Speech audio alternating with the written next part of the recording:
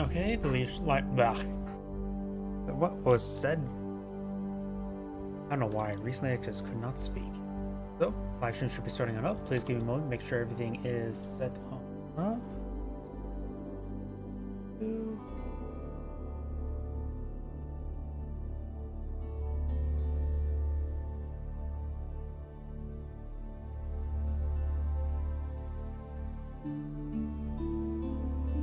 You know, I probably should have actually update all the description.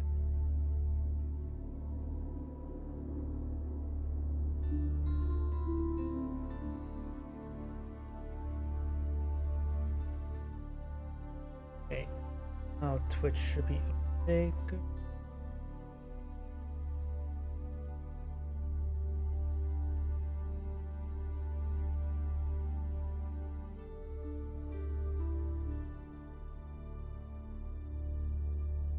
Because I realized I forgot to actually update everything from Age of Empires 2 to Age of Empires 4.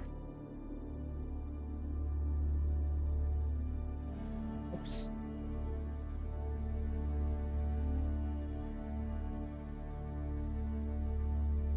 Okay, that's up to date.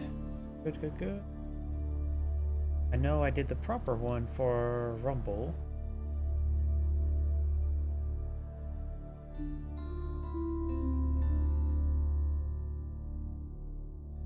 Looks like Rumble's good. Twitch is going. Twitch is going. Let me check my other computer. One moment.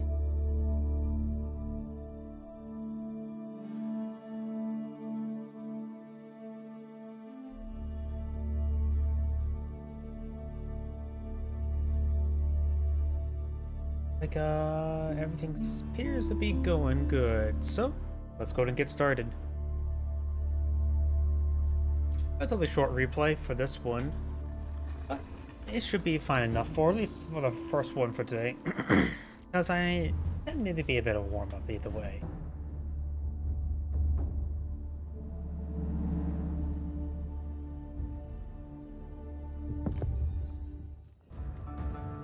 Greetings everyone, and Great here with another Age of Empires 4 replay. Spawning on the top left side as Blue English, we have VorTX. Spawning on the bottom right side as the yellow Holy Roman Empire with Liquid Demu. Of course, got the mining camp going on down. Over here, do we got the Blue Scout pushing forward? Ah, we got a Vanguard Man-at-Arms leading the charge. Soon. There we go. Now it's leading charge now. Wait. Did the English spearmen start out? Wait, can he not? Wait, oh, so the English can't get to H1 spearmen? Huh. I thought all civilizations can get H1 spearmen. And they can get H1 man-at-arms, just not H1 spearmen. Weird. I did not know that. Well, either way, the Vanguard man-at-arms is charging on forward. Does receive some hits there. Of course, the Holy Roman Empire does have the Prelate here for healing. Let's see, did he get his 200 gold? He just got his 200 gold there. And he got 2 man-at-arms now pulled on the field. Man-at-arms are relatively expensive at 120. And now, of course, got the Aachen Chapel. The more I've been playing the game, the more and more I believe that this wonder is just overpowered as hell. 40% gather rate around you? It is so powerful.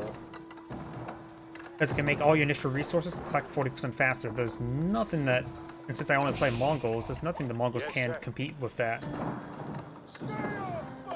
Of course, the Aachen Chapel is almost a holy field. Honestly, the other wonder that the Holy Roman Empire can get is also incredibly powerful. It is that unique armory that allows you to research blacksmith upgrades cheaper and faster at 40% less. It makes your early man-at-arm rushes incredibly powerful because not many factions can deal with man-at-arms both in Dark Age and in Feudal Age because they have a lot of armor, and with that one you can get some you can also get adaptive response. If your opponent's going for a one counter, say archers, just get more pierce armor. At this point in time, the archer has 5 damage and these men-at-arms have 3 pierce armor. And so you can quickly say get your pierced armor upgrade, quickly research for cheaper, and then your man at arms won't take 1 damage each. Not sure. Super question: is it Vanguard or early man at arms? Do they both have 3 pierced armor, or they both have 4? Or do early man at arms get 4 pierced armor? I can't really remember off the top of my head. I do now have this scout there pushing forward. We're seeing a bit of damage there. While archers now making their advance, the man at arms are still going to be very useful versus archers. They may, of course, not be able to hit them at range, but they have enough armor to easily close on the archers, no problem. And he could see this archer here. He can pick it off as well. Very good. They do have some longbowmen on the field. Longbowmen do outperform archers. They do have 1 extra damage and range. The scout here does push them forward well. The villagers can provide their own bow damage on in, and now the man at arms just going around slicing up these archers.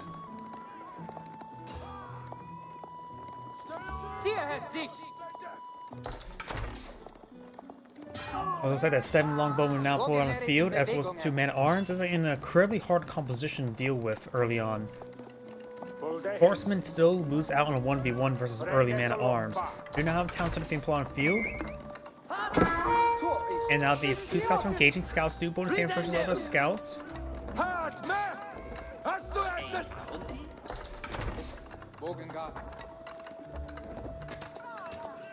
And the town center, extra town center is built, so he does have a lot of coverage for his farms around the Aachen Chapel.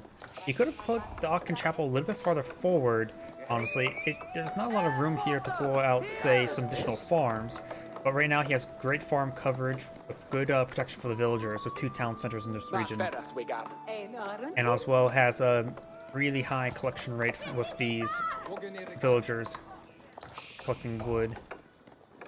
Extra Caveira Cassie as well, 40% more resources. That's actually really powerful.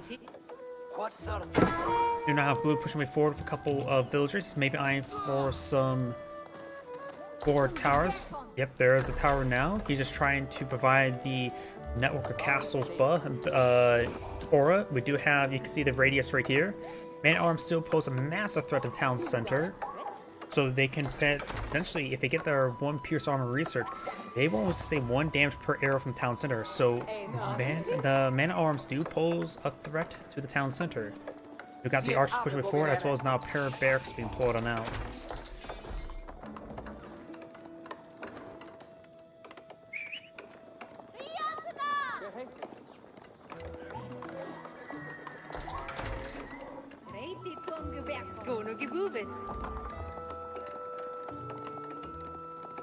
The number of longbowmen here. We've got archers now pushing their way out, which will force longbowmen away, maybe.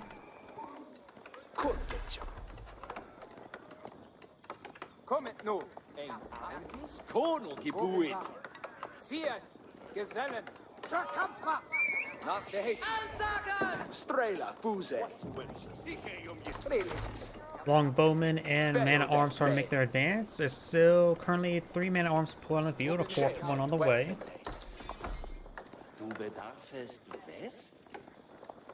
We've got a pair of barracks here. Looks like he's going for his own man at arms. These are they early man at arms or? Yeah, they are early man at arms. So we're going to have early man at arms pulled on both sides, and that's my answer to that question. The early man at arms have 3 pierce armor. Oh, here he does spot the tower right there. He's going to plunk it down with the arrows and a couple torches. Torches will do as much work as those arrows. Longbowman's now trying to get some damage onto this barracks. Of course, he has access to emergency repairs. Let's get inside the town center. The town center does the arrows. I can't read it now since it's the garrison. The town center, if this is the primary bow, does have the same range. It has 8 tower range. The longbowmen do have 7 tower range, so the town center can provide some arrow support. There's no extra town center right now for blue, so the longer the game goes on, the better yellow will be off. And especially thanks to Aachen Chapel, he does not have to worry about spending any money on the resource upgrades. He doesn't really need wheelbarrow as well. Wheelbarrow is best for movement speed. Increased carrier capacity about 5%. He already has plus 40%. Being Holy Roman Empire. does lose a villager there. Does lose a longbowman there. Right now the village count is 41 to 34.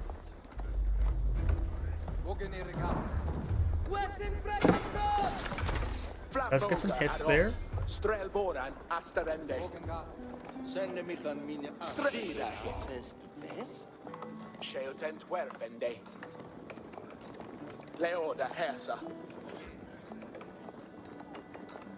Looks like yellow is a pop cap, so he needs to pull out some more housing. And now we do have, looks like some more housing is being built. And some of these archers are getting hit by the longbowmen. We do have the pierce armor and pierce damage for being researched for English. Pierce damage has already been researched. Pierce armor's on the way. Yellow has gone for his pierce armor, now going for marching drills.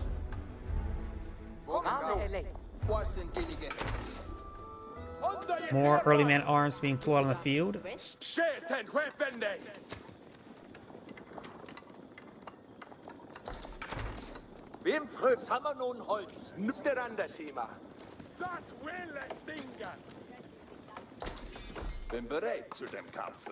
Marching drills almost complete.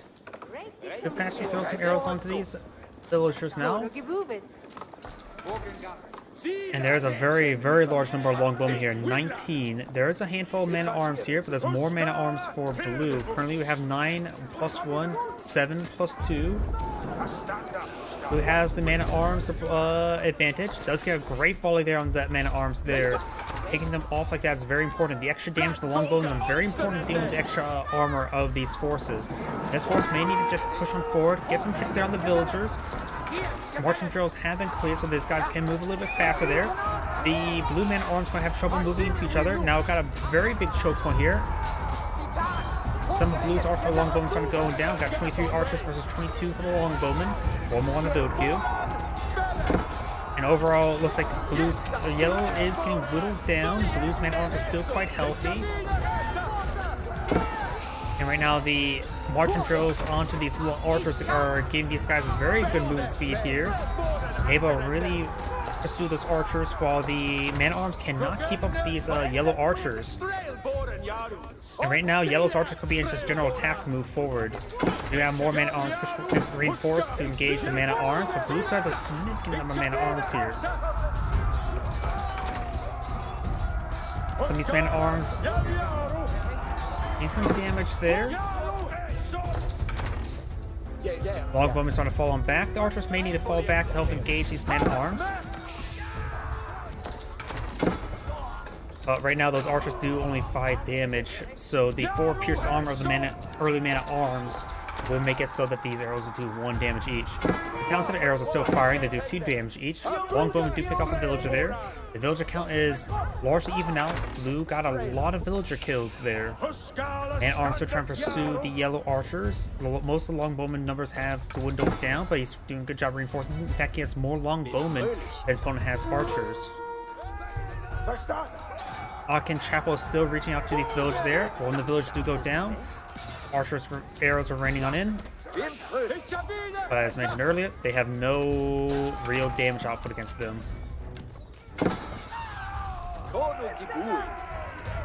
Yellow needs more man-at-arms. Even then, the higher damage output from these longbowmen are still posing a mass threat. Ooh, sorry for that lag spike.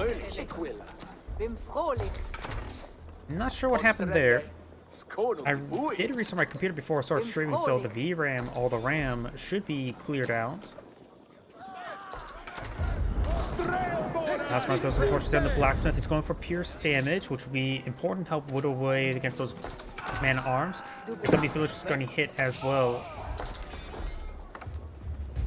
Blue now has a superior number of villagers, even though Yellow does have the 2 town centers. Yellow has lost a significant number of these villagers. Just haven't able to deal with these longbowmen all too well. Longbowmen can be very oppressive in the early game. And he can also protect it with either man-at-arms or spearmen, which can counter all the various assets. In fact, man-at-arms are still effective, more effective one-on-one case than all horsemen.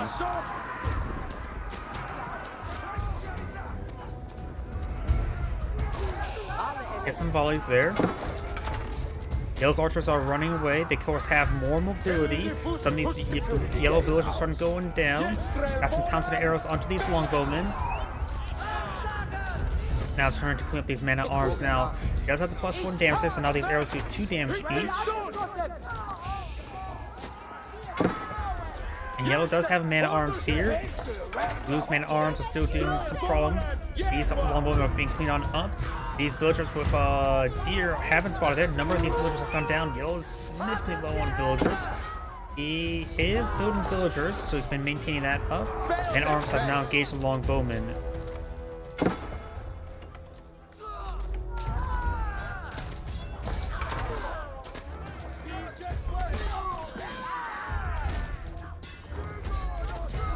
Takes out some of these longbowmen as well. Now the man-at-arms are being cleaned on up. And yet, blue still has a superior army on the field. Yellow has lost a significant number of villagers. At this point in time, he may need to get some outposts everywhere. Because outposts with emergency repairers is one of his strong suits in being defensive. He may just want to go... man-at-arms are expensive, and the longbowmen have enough damage to pose a threat to those man-at-arms.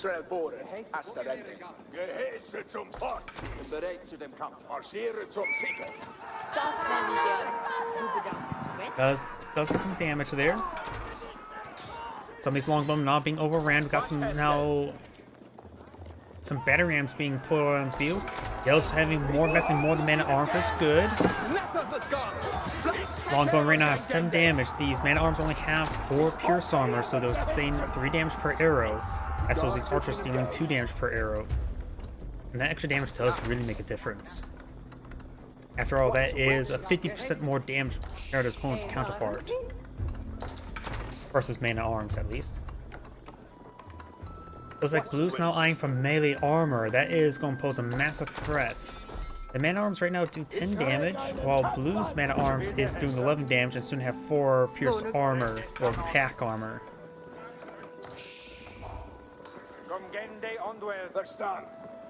Got now these pair of banner rams push way forward as well. The villager count's still in favor of blue. Blue's now pushing forward as well, trying to deal with these banner rams with man-at-arms. Some of these garrison inside the town center. Throwing his own archers inside the town center is not half bad because it has about the same damage output. Man-at-arms trying to dance away. Banner rams, we got the emergency repair there onto the town center. Man-at-arms trying to close this, trying to gauge the opposing man-at-arms. Got one man-at-arm over here, getting outnumbered. The yellow looks like his emergency repair should almost be off duration. Blue's man-at-arms charging up forward as well. And there we go, emergency repairs have been brought down, and now we do have the town center. It has been set ablaze. I believe it has a garrison with air archers. I'm not sure where the other archers went. Yep, there's the archers abandoning the town center now. And yellow has a still lesser number of villagers. He's killed off a large number of them. Oh, sorry, I just saw your YouTube comment. Pretty much anything RTS. If you have a replay from another RTS, go and just send me a email in my Gmail in the description, and I will take a look at the replay. All that I request is you just don't send replays of you versus AI. You have these archers backing on off, man-at-arms. Yellow is just being outnumbered, and with the lack of second town center now, all of his big advantages are just gone. Though the Occupant Chapel still provides some excellent resource space. And pull out another house there. I'm not sure it's a good time for a house. He has plenty of population space there. Emergency repairs have been activated. Towers firing away, getting some arrows onto these longbowmen. Some of these man-at-arms are starting to go on down. Still a large number of man-at-arms here. Banner rams still pose a massive threat there. 8 villagers are currently idle. And now the villagers have hopped on out, and I am to torch down that battle ram. The longbowman in the region just take out one of those villagers now.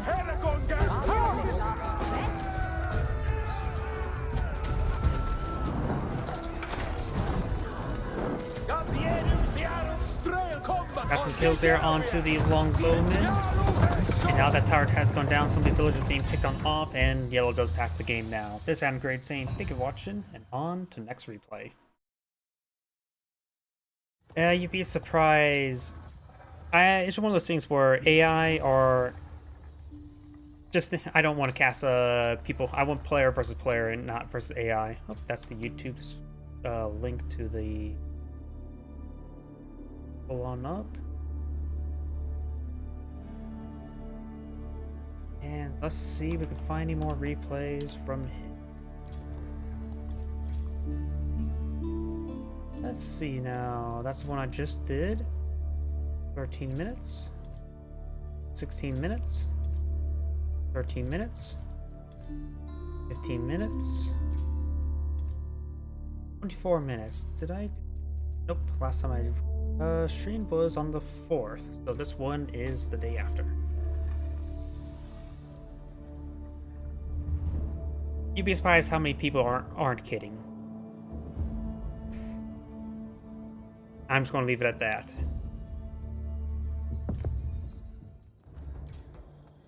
Greetings everyone, and great here. I have another Age of Empires 4 replay. Spawn on top right side as the blue Mongols, we have Vortex. Spawn on the bottom left side as the red Chinese, we have sort of. Oh yeah, I think one of you all sent a message through my email about casting replay. My plan is I'm going to take a look at it off stream tomorrow morning and probably cast it and get it uploaded. Looks like the Chinese players will be first eyeing to collect some berries rather than the sheep. Sheep do collect faster than berries, so it's probably better to go for the sheep. Unless there's some sort of thing benefit the Chinese that they have over berries over sheep. The cons, of course, go around collecting some sheeple. Up north, looks like blue's eyeing for that gold deposit. Ooh.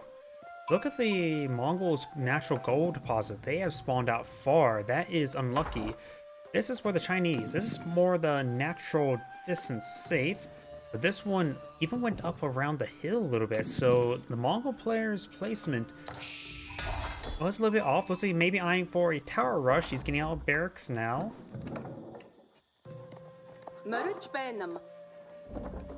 And looks like he has repositioned his gear to be around the deer. It surprised me to see some of those replays, even though I was in them. They were old enough that.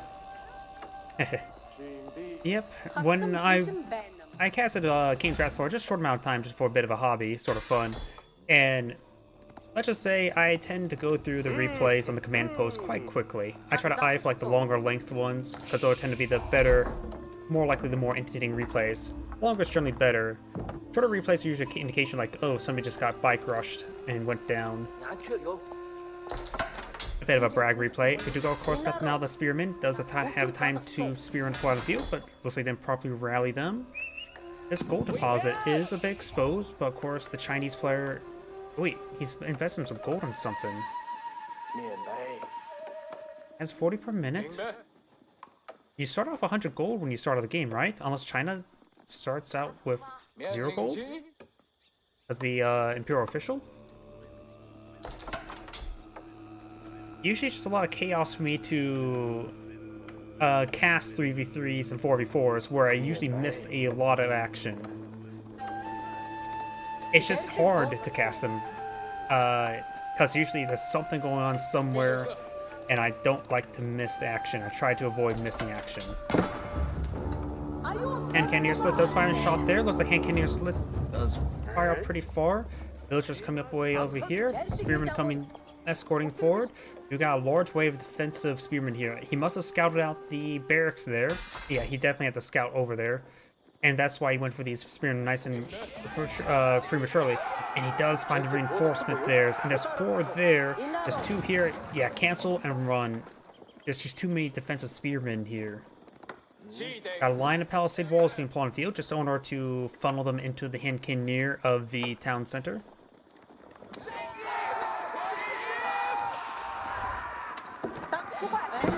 Khan is now patrolling around. It has 2 attack, which does pathetic damage, and honestly, Khan's attack does pathetic damage in most ages. Does they take out the exotic doggo? There's 5 spearmen here, and there's only 4 here. It's not going to still be good for the Khan. You may be able to just pull back those spearmen and keep them defensive. He could try hitting some stuff, get some skirmishing around, maybe pick off himself a scout. And there we go, we got a pasture now being put on the field next to the ovo to get the increased production rate of the sheeple.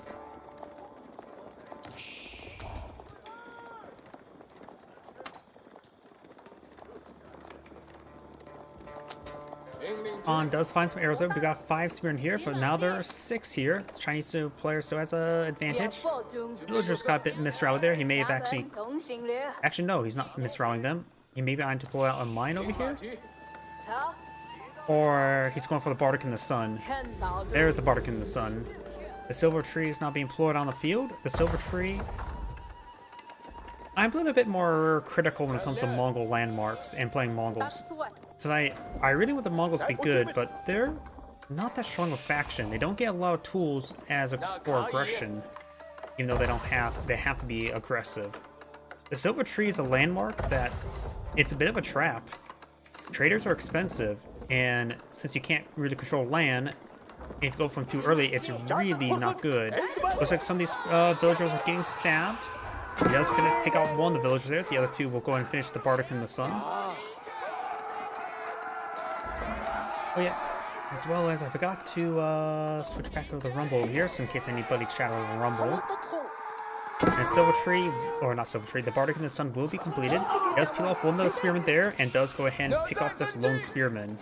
Put a lot of holes into his chest, backing on up, and the Bardic in the Sun has been completed. Silver Tree is almost completed as well. And now I've got a second pasture being pulled on out. Very, very nice. And the spearman will get stabbed. He does have 3 guys on the scold. It's really hard to protect them, so some lone horsemen could perhaps finish them off. Both players had a late feudal age due to the fact they both went for a lot of spearmen. More like the Mongol player went for a lot of spearmen, and it forced his opponent to react. Got the hardened spearman research for blue. Red's on the way. And keeping a spearman near the gold deposit is probably a good idea. And he's going to employ the silver tree next to the market, the trade post over here, so he gets quicker deployment time on his caravanners. So fast forward a little bit, I think both players are eyeing for Eagle Phase now. Red has got applied out archer range, but I'm going to go for some Zunch News to get some good damage on in. And the Imperial Academy now being put on the field, which will allow them to deploy out some additional tax collectors. Or Imperial officials, I should say. Not really a big difference. They only do... Let's see... I suppose they do have a supervised ability there. Which, 20% more drop-off is very, very big.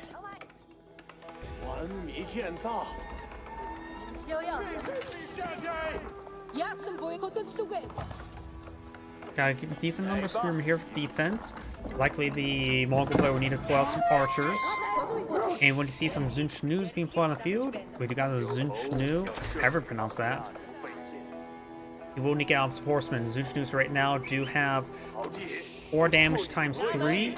So horsemen, not only they'll do bonus damage to them, but they will, and they do have 2 inherent pierce armors. So blue may want to go for his pierce armor research, which is very powerful against the Zunch News. And then get out some horsemen as well, but he may be a little bit too late. That he does have a stable here. And we got the spearmen charging forward, as well as a hit squad of archers as well. This will force back Red's army. Nope, it's going to continue forward. Zunch News not being put on the field. They're ripping apart these lightly armored units. They do have less late range than an archer. So archers will get good damage there. Does pick up the wounded villager there. He's going straight for the villagers. You have, looks like 5 spearmen pushing way forward. I thought there was more Zunch News there. He must pull those back. He does not finish off the villager there.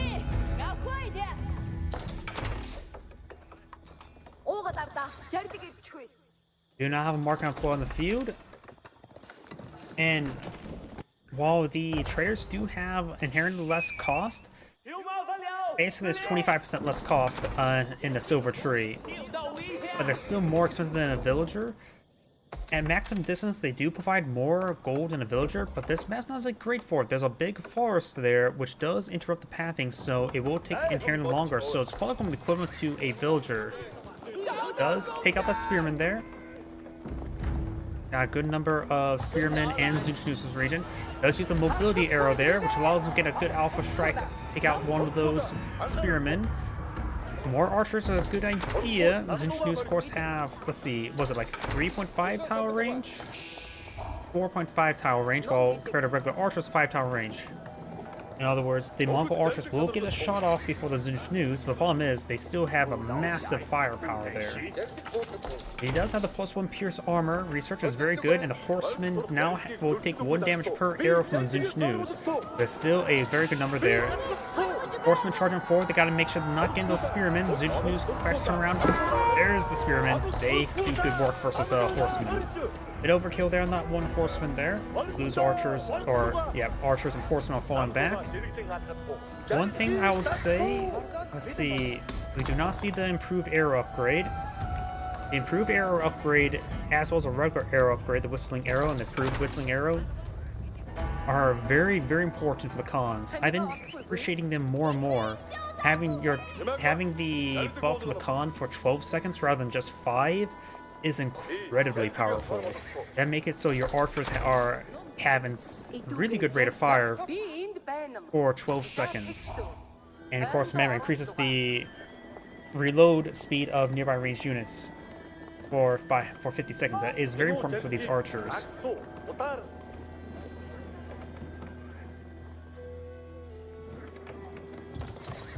We got a decent number of caravans on point of view. We've got a single person pushing up forward. We've got a pair of archers that have already made their way in. There's a single Zunchnu's firing away, but thanks to the extra pierce armor, it's taking 25% less damage. Does take out one villager there.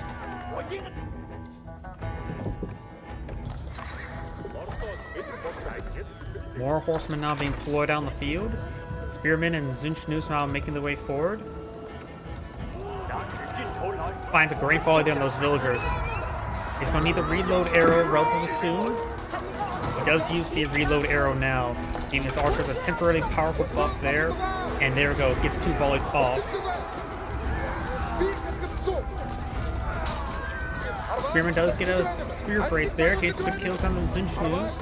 Zunchnu's do have heavier speed, the 1.12 movement speed, while the archers do have the 1.25. So archers can sort of just aim move forward if the opponent's just running away.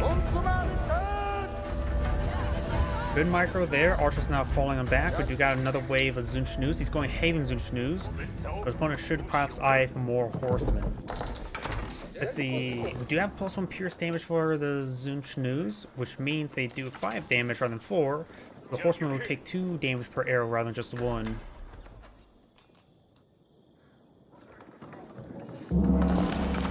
Ovo's now depleted.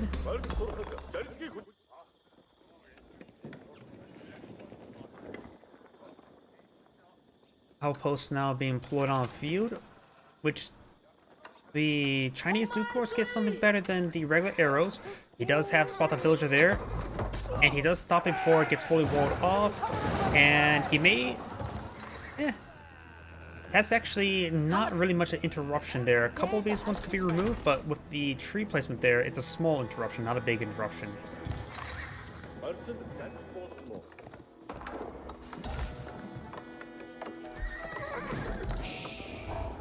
A massive wave of Zunchnu's now deployed on the field. Ovo has not been rebuilt, but I think I see a couple villagers trying to redeploy a new one. Still no arrow upgrade.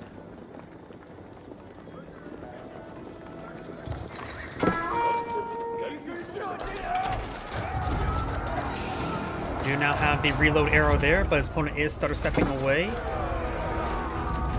Getting some good volley there on the horseman. He's not overkilling them all too much, which is very good. Now the Zunchnu's are firing away. He's trying to maintain the maximum range with his archers. Over here, got the horseman now charging on forward as well. Looks like the villager line is getting hit for red once again. And I just realized something as well. The villager count, blue has a slight ahead in villager count, but that does not take account to these traders, I believe. So that means blue does have spear economy, if the longer the game goes on, the better blue will do. Horseman trying to stab down pure officials as well. Very, very nice.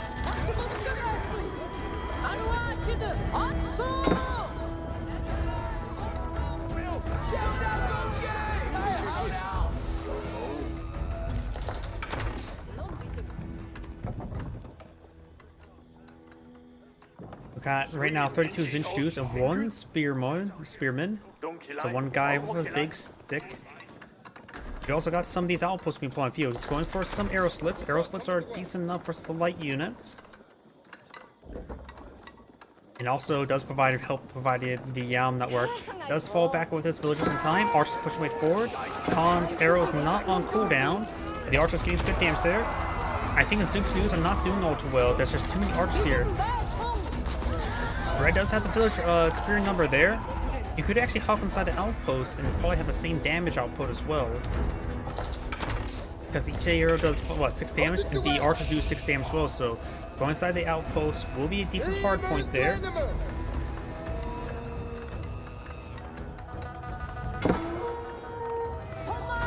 Another wave of horsemen do charging forward. They have to pick off the Imperial Official. Imperial Officials do have more health than villagers. Let's see. Has 75 health. Villager has 50 health. And Imperial Official has no additional armor as well.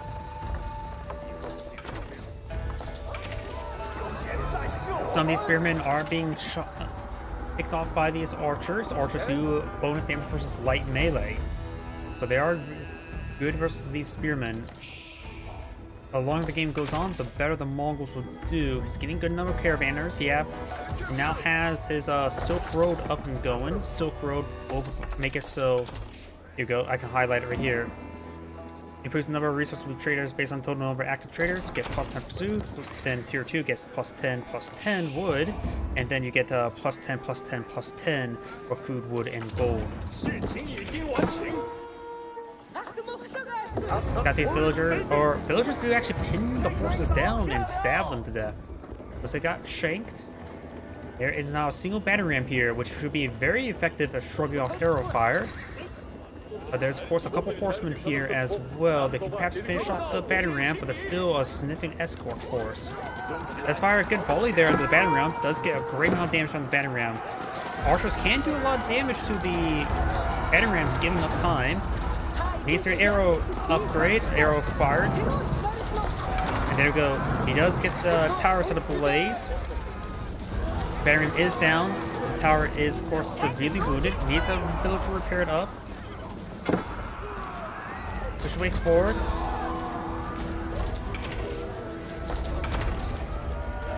Got more Zinchus here. Horseman charging forward. Horseman are getting focused down. And the Khan gets focused down as well, but his arrows was on cooldown. So he's only providing minimal fire support at that point in time, and arrows do have significant cooldown. We have 28 versus 30, relatively similar numbers. Looks like the villagers do quickly repair up that outpost. Mage eyeing for another battering ram. You can of course deploy them out in the front line with these Zinchus, and that is a Kurultai, a very, very powerful landmark. Good for both attack and defense, and I find it actually even better on defense rather than attack, believe it or not, because that 20% extra damage makes it very difficult when overcoming armor.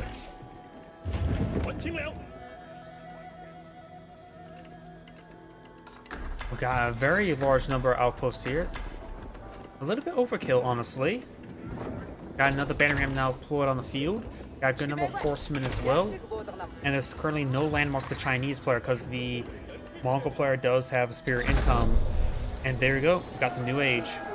The Kurultai now being redeployed to the front line. We got immediately the villagers here to be pulling their torches out. The Khan has not been redeployed just yet. Villagers are pushing way forward. He's starting to gun down some of these villagers. A number of the villagers gunned down. Now the Kurultai is now pulling field. This is the aura effect for not only in combat healing, but also the plus 20% damage. I believe that plus 2 is... He does... Yeah, he only has a plus 1 damage there, so the Kurultai does provide the indication there that's plus 2. As I mentioned, also provides a decent amount of health regen. Let's see. 1 health regen per second is actually not a huge amount, but at least can top off the entire army after defending themselves. Got a mass assault up here. This marker is going to be under siege shortly. He does spot it, and they've got a massive wave of reinforcements here. He does have now Steppe Lancers being deployed on field. He needs a con deployed on the front line immediately. But this market may go down. Losing the market will make it so all the caravanners will sit around over here, which actually is fine because it immediately pulls them out of the way. He could go for Yam Network as well to get some more mobility for his ground foot forces. But it's there on the Zunch news. Now Banner Ram starting to engage. There's the veteran archer upgrade, getting in some significant amount of damage there. He needs the arrow or the defense.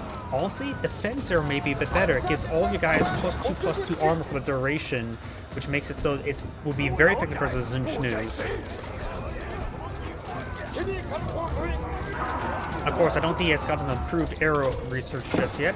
Now got the Steppe Lancers pushing me forward, and these will hard counter those Zunch news by a significant amount, because they have 5 pierce armor at the moment. The Zunch news only has 5 damage, so they need 2 more arrow upgrades to do any damage above 1 per arrow. See the Ovo over here, he has not gotten the whistling arrow research.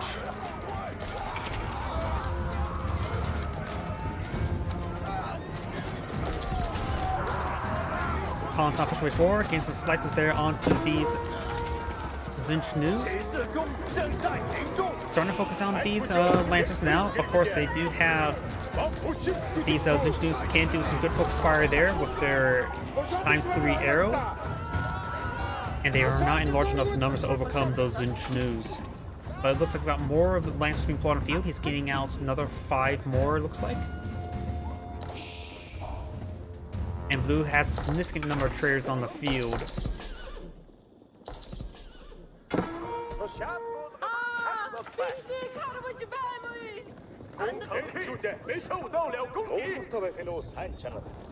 Handful of these villagers pull out their torches and start to torch down this. He actually rebuilt the marker right there, which is a little bit safer, as well as avoid not near that battering ram.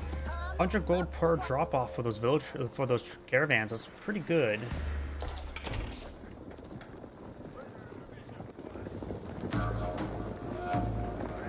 Red's now eyeing for a layer of walls. Archers and Lancers push way forward. No upgrades there on this outpost.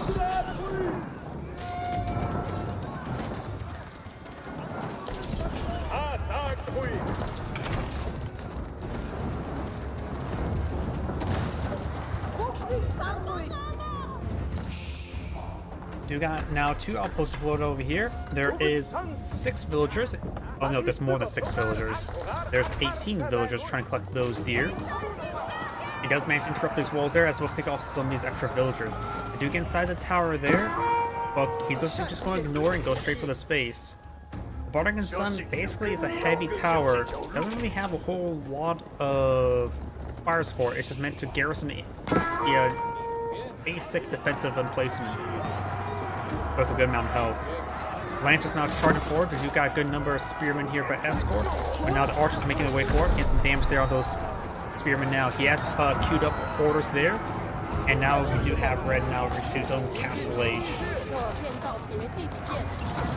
Now we got the defense arrow right there, giving some great defense for his forces.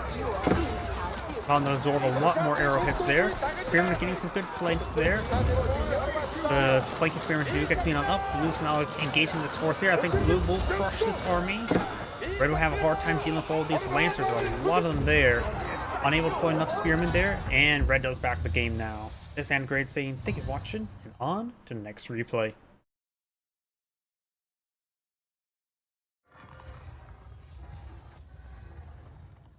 I believe that was the last replay I could grab from him of any decent length. Let's see.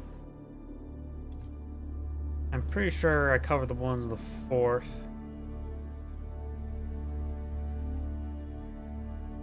Did I? Yeah, I think I did this one. One moment as I take a quick look.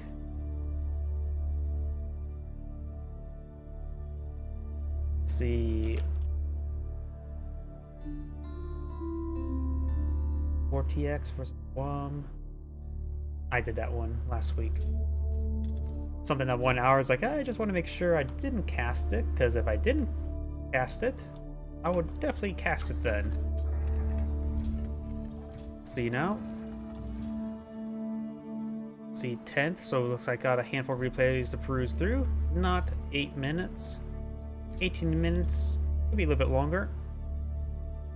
Actually, I sort of did that one when on the other side of finding that replay. But let's go ahead and do this one here.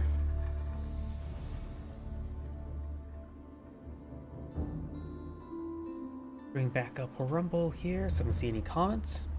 Oh, looks like I lost. I'm no longer 69 followers on Rumble. Darn. Greetings everyone, and Grade here with another Age of Empires 4 replay. So on top left side as the Red Abbasid Dynasty, we have Marine Lord. On bottom right side as the Blue English, we have Demu, Liquid Demu, and that is a barracks. He's going for a man-at-arms rush.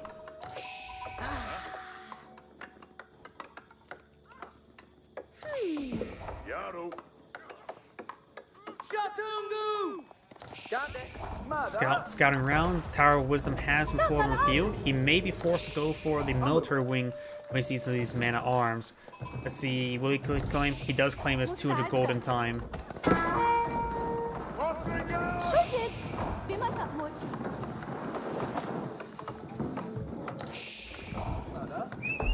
Mill over here.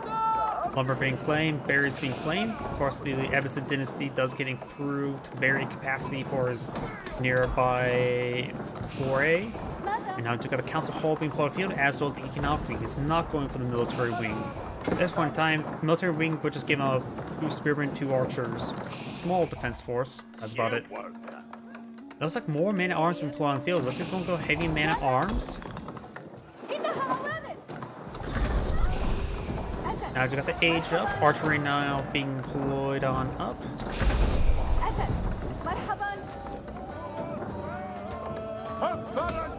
And the mining camp has received quite a bit of damage there. We got the lumber camp, now another lumber camp being deployed on out. And these man-at-arms are now falling on back. He does have the early man-at-arms for research, and the gold Mage tier 1 has been activated. We do now have some longbow plotted by the Council Hall.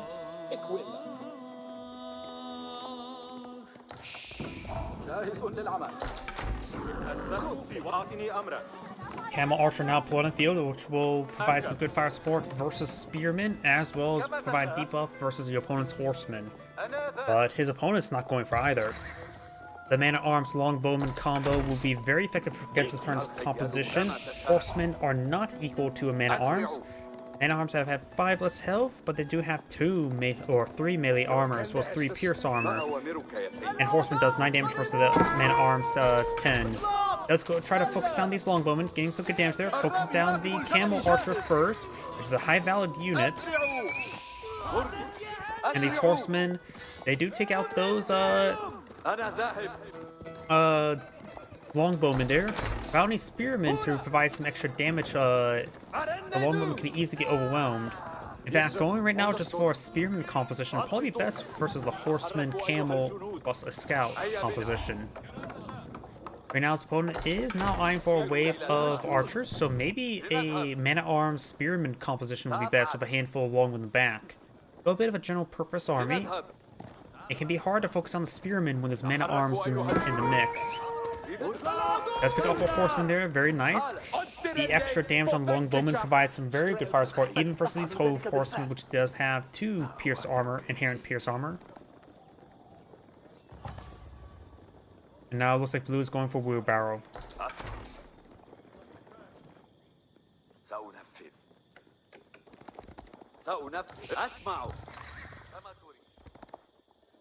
هيا بنا تحركوا أيها الجنود سأفعل سيروا إلى الأمام لنذهب.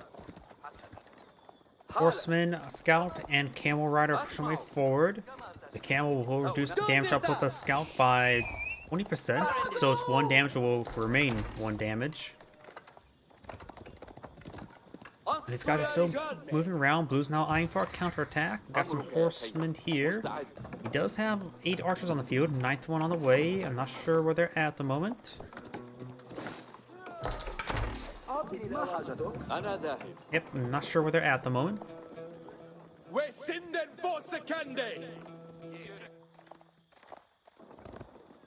And now we do got another town center being pulled on now. Very nice.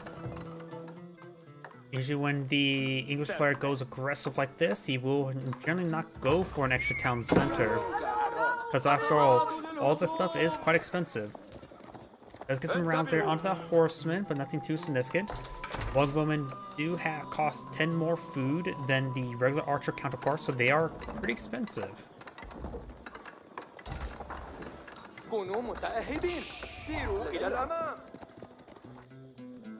And it looks like it red, maybe eyeing for a counterattack, or maybe a bit of harassment there. Got 4 horsemen in that combat group.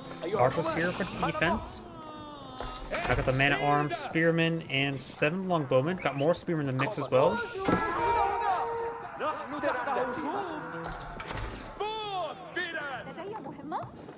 Now Blue's fighting for a bit of a good advance. This longbowman spear may be picked on off. He does have a vision of it. Thinks that nearby scout. Yes.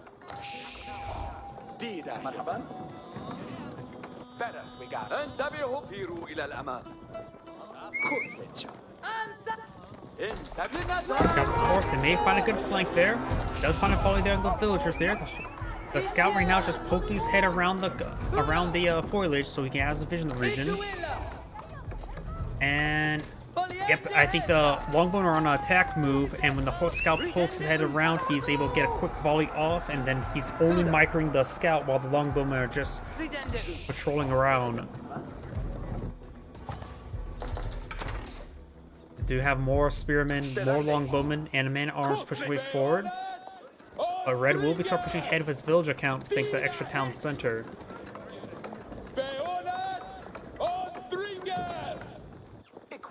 More longbowmen being pulled on the field. He's going for heavy and longbowmen. And we got these villagers pushing forward. He may be eyeing for a forward tower. Let's get some of these spearmen down. Now the horsemen starting to close on in. Spearmen charging forward, trying to deal with the horsemen. Man-at-arms are in the mix as well. If the man-at-arms receive arrow fire, that'd be really good. But either way, they're just going to be relentlessly charged, pushing way forward. Horseman now pushing way forward. He needs to micro a little bit in order to gauge this horseman a little bit better. Archer providing some constant fire support, taking out a couple more longbowmen there. Horseman does get cleaned up. Man-at-arms now pushing way forward. And the longbowmen are getting some great damage there. Archers are now falling back. Do of course have more inherent movement speed than the longbowmen. Let's find a good volley there on those villagers, taking one of them out. Another round of arrows there. Townsend arrows does get some good hits. I do got the town outpost before field. There's also 5 villagers here. He may keep on the front line, but he needs every villager collecting resources based on his current income. He could actually deploy a mining camp here to start stealing some of that stone. Keep them in the front line as well as not keeping them idle. Actually, he's going to try cleaning up some of this foliage. If he breaks through at least enough to get vision range, his archers can't fire through.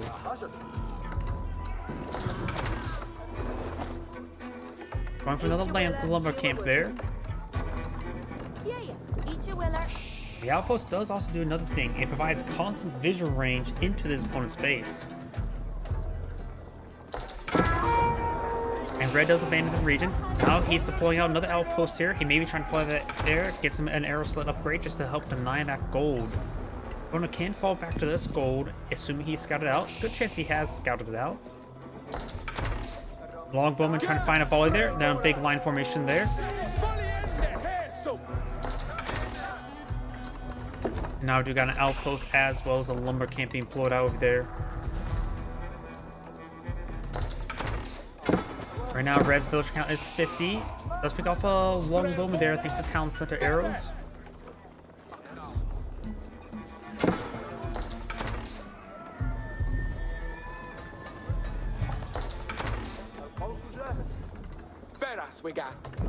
أنا فرح الأوامر قادمة.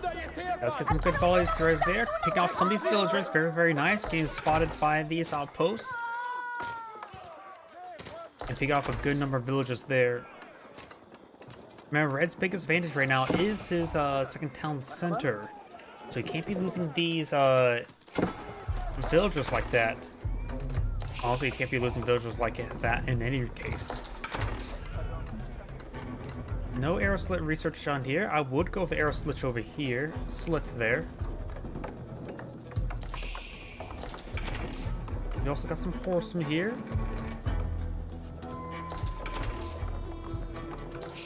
And that tower does get interrupted there by his movement. I wonder if he actually canceled that or that was a mistake. That may have been an actual purpose cancel because now he's going to pull out some battering rams.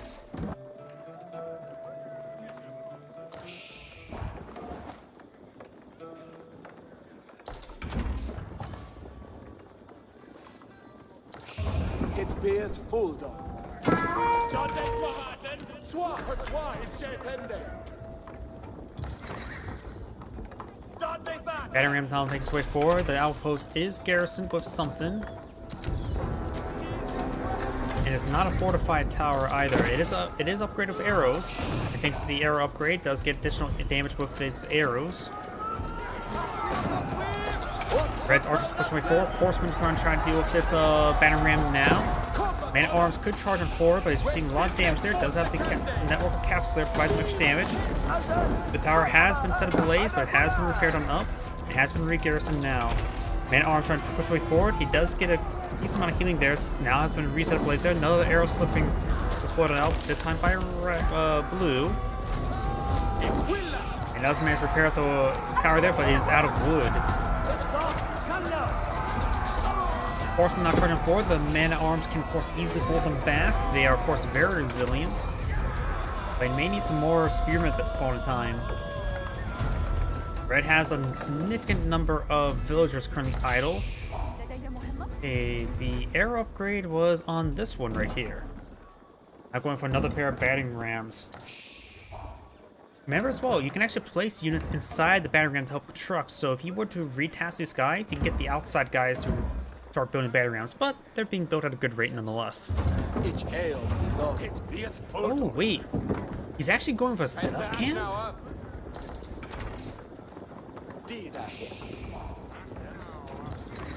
Setup camp is a research you don't see all too often, do you? Makes it so when they're, it's when they're out of, okay, he does cancel the technology. Let's get some good volleys there from the villagers. More battering rams not being pulled on out.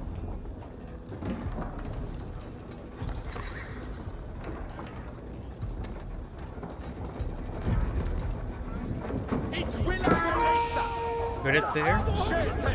Now got these battering rams pushing way forward. Eyeing the batter down the front of his opponent's base. These forces not making their way forward.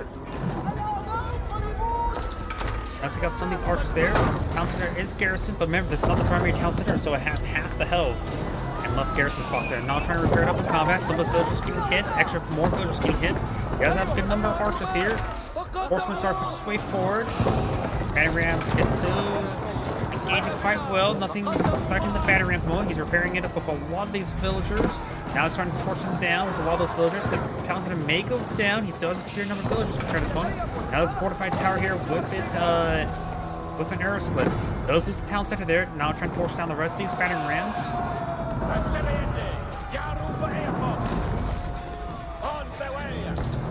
It's a good damage there. It does take out those battering rams now.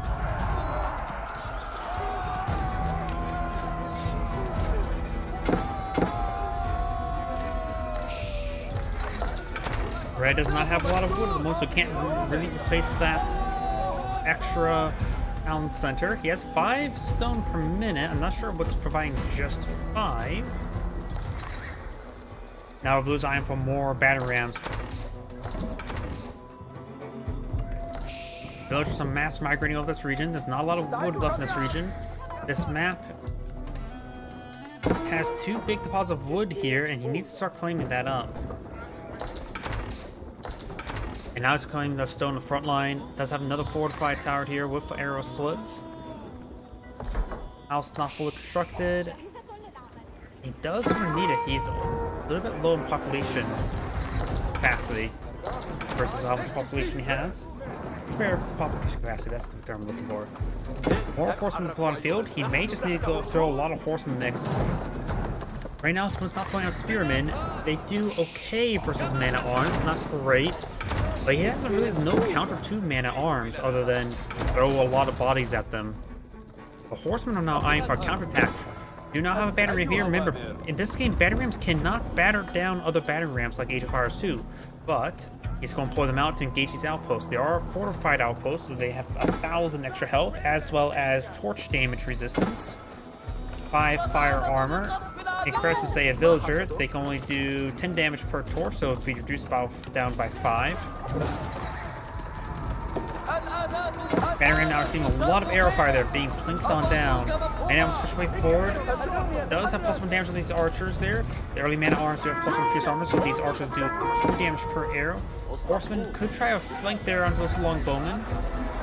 Now Blue's going for King's Palace. He's trying to get his own second town center up and going. Villagers now trying to back off this region. Horsemen are squeezing through that opening there. You have a fortified tower here. That's what the fortified towers look like. They're round.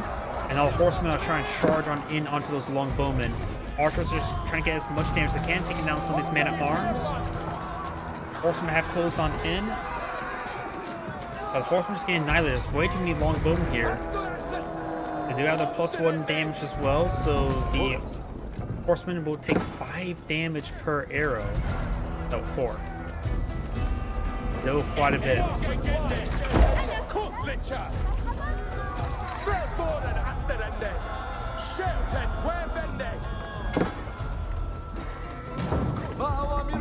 More horse. Oh, he's going for palings there.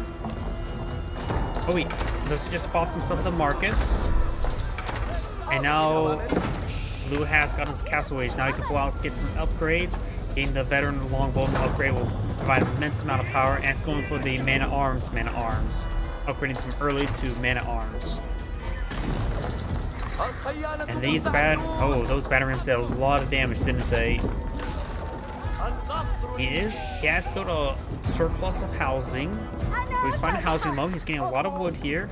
I go for some more archer ranges. He's going to have a severe technology disadvantage. More battering rams now being poured on out.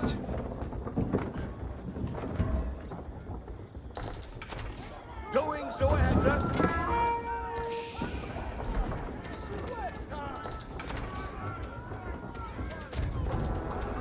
Being shouted at.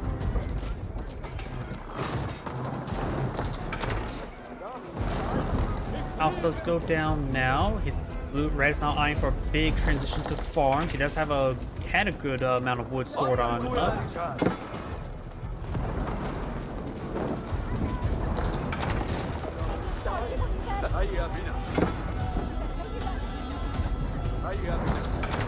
Aaron's push way forward, trying to go his own battering ram, trying to batter down some of these fortified outposts. Claiming some outlying wood as well.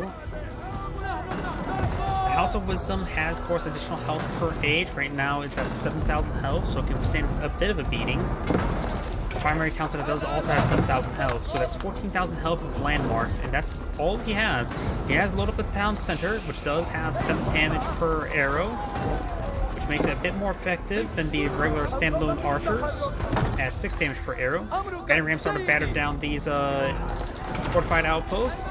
Town center still providing some good fire support there. Best keep it garrison. Man-at-arms trying to deal with it now. Those battering rams. It's a good hit there on the longbowman. Horseman start goes on in. The longbowman currently do 10 damage. Will really put holes into those horsemen. Man-at-arms are close on in. He's had to keep these archers near those man-at-arms for the time being. And now these man-at-arms are pushing forward. They have 7 pierce armor at the moment, which is an absurd amount. I think just he's got his ironclad research. Yeah, +1 there. So yeah, he's got his ironclad giving the man-at-arms +2 armor. The House of Wisdom has now been set ablaze. Luckily, he doesn't need to use villagers to build his next ages, but it also means he can't exactly force out Castle Age faster.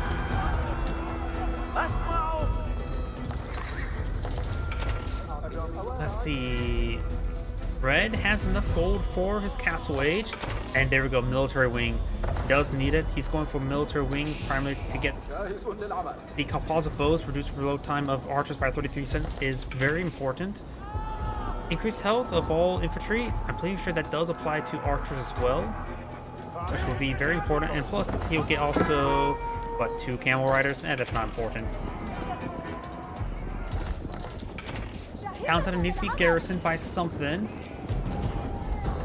Trying to prep tower now. He's trying to, still needs to get that next age up and going. Has been not set ablaze. Start focusing on the longbowman now. He needs to get inside the town center. These archers do better inside the town center. There are some villagers there, which also is another good idea. Panorama does take out that archer range there. Red is doing a good job of stepping away. Villager count is in favor of blue right now, since he has the king's spouse. Also wasn't still not set ablaze, and red does back the game now. This is Angrade saying, thank you for watching, and on to next replay.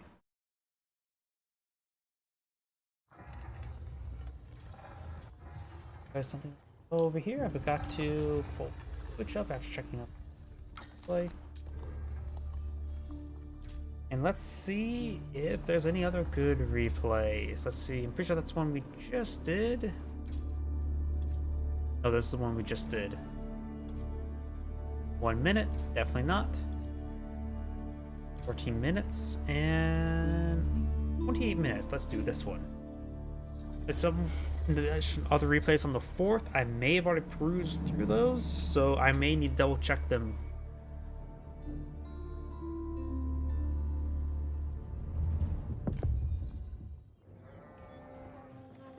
Greetings everyone, and Great here. Another Age of Empires 4 replay. Spawn top left side as the red Chinese, we have Marine Lord. Spawn bottom right side as the blue Holy Roman Empire, we have Liquid Demu.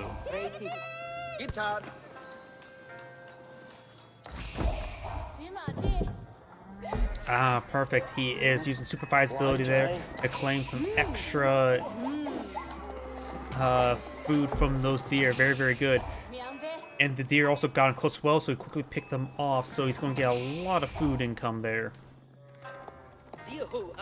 You're now the Akin Chapel, now being deployed on the field, which will allow him to quickly collect up all that wood. Both deposit wood, not near the gold, nor the deer. Maybe it would be a bit better to put it near the deer and the gold. By the way, he will get his stone wood up collected quite quickly. Do have now Imperial Academy being pulled out by red as well.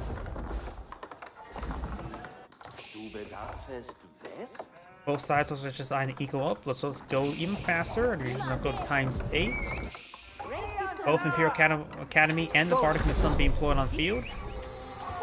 And it's quickly cleaning up all those deer as well, killing them off. You now have the second town center here. In between both town centers, that does provide some great coverage for the Akin Chapel, both defensively and for farm placement. You now got a pair of barracks being deployed on out and deploying out some early man-at-arms. Let's see, what should the Chinese player deploy out versus early man-at-arms?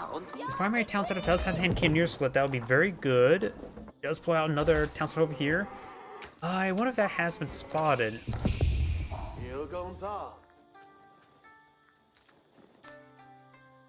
That appears not have been spotted just yet, so it will be very good. I'm going to keep the Chinese player selected so we can see some of the extra effects from the Chinese player. Of course, got the Imperial Academies. Buildings in this area generated plus 100% gold in taxes. This early man-at-arms push way forward. He is going to receive a lot of Zinchnu fire. They have 3 pierce armor. The Chinese player needs to immediately get out his blacksmith in order to get out some additional damage on the Zinchnus. Because if he gets that and his opponent doesn't go for pierce armor, it will allow him to get these guys with 2 damage per arrow, which is a 100% damage increase. These walls are going on up, very, very nice, but he can batter them down.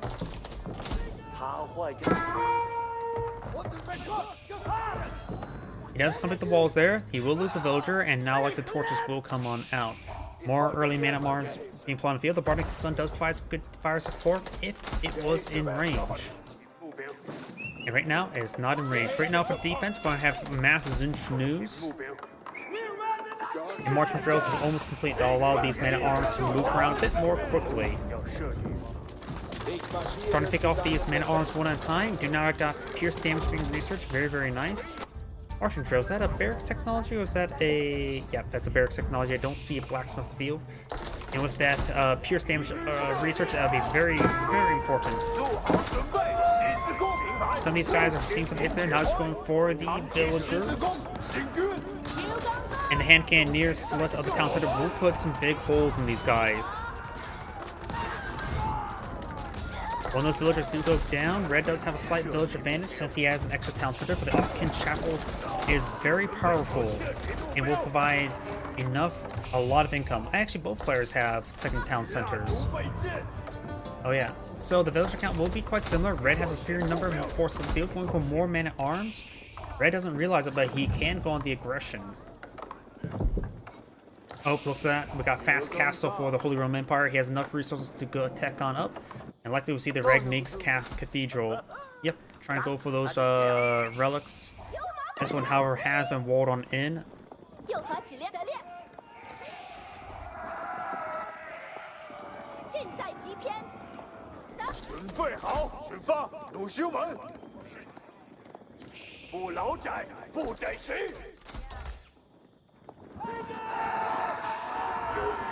No pierce armor here, so these arrows, these Zinchnoos will do some great damage. Chinese players are going to have a lot of fun with these Zinchnoos since there's no pierce damage research. Now we've got pierce damage research being rolled on out.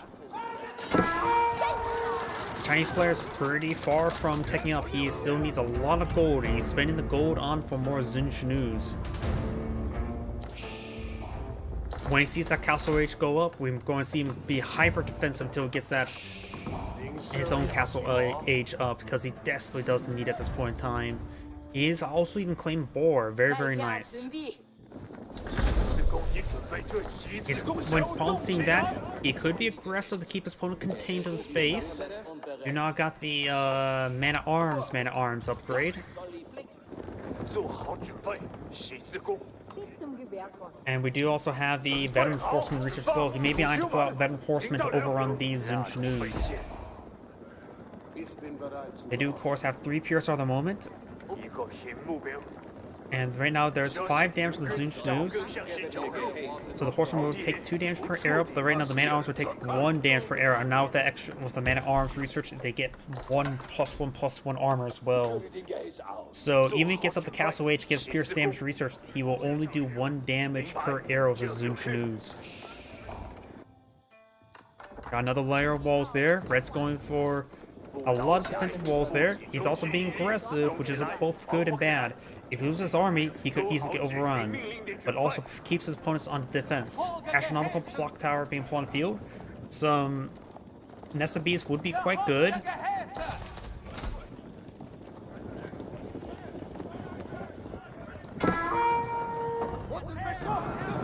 Trying to open up some of these relics there. He's deployed walls around all of these relics. Very, very nice. Some of these villagers are currently idle. Zinchnoos pushing forward, finds some free damage there, which is very good.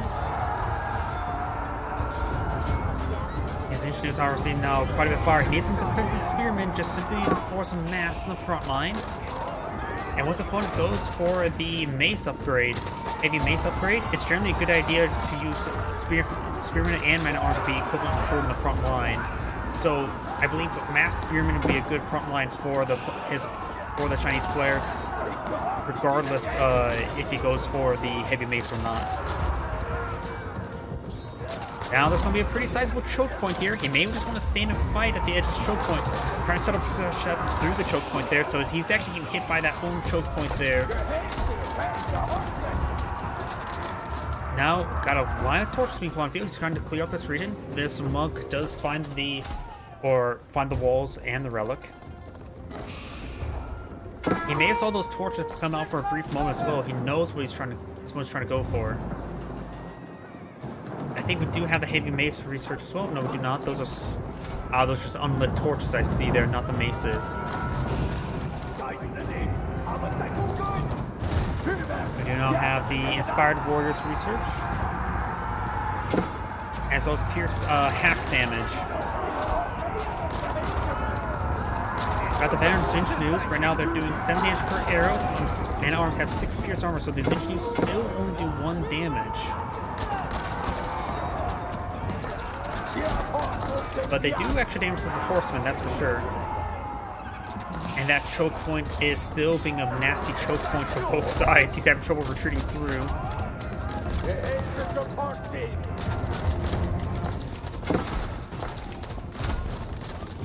Right now the military count is very similar. Let's pick off some of these man-at-arms. He's going still more man-at-arms and horsemen. Nessa Bees are very good. I still believe he needs to get out a handful of spearmen just to hold the front line.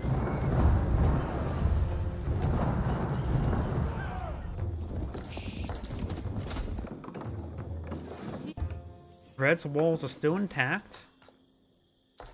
Yep, they're all not damaged.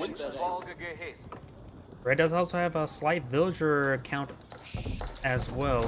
Do not have outposts being deployed on out over here. A hand cannoneer slip wouldn't be half bad. And clock tower Nessa Bees are always good as well. Going for some palace guards, very nice. But against the man-at-arms, which can't get the heavy mace,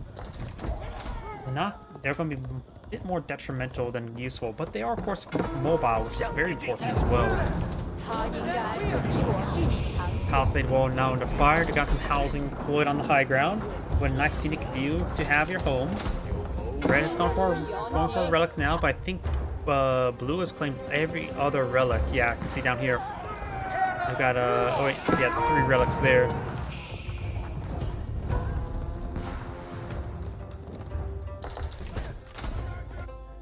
Relics are inside the Regnese Cathedral, providing a good gold generation.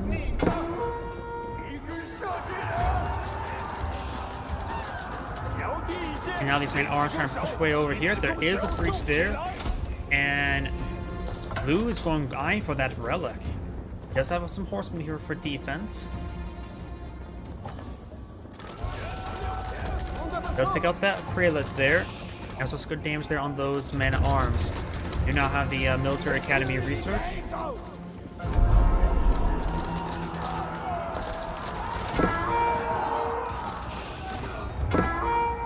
All these forces over here. Man-at-arms just down there, a bit idle. Man-at-arms gonna be idling away. We've got the class. Nessa Bees firing a very good volley into there. Pick up the horsemen as well. And I believe Red's monk is in that region as well. Got this sizable wave here. No additional mana. Nessa Bees from field. Only 1 spearman as well.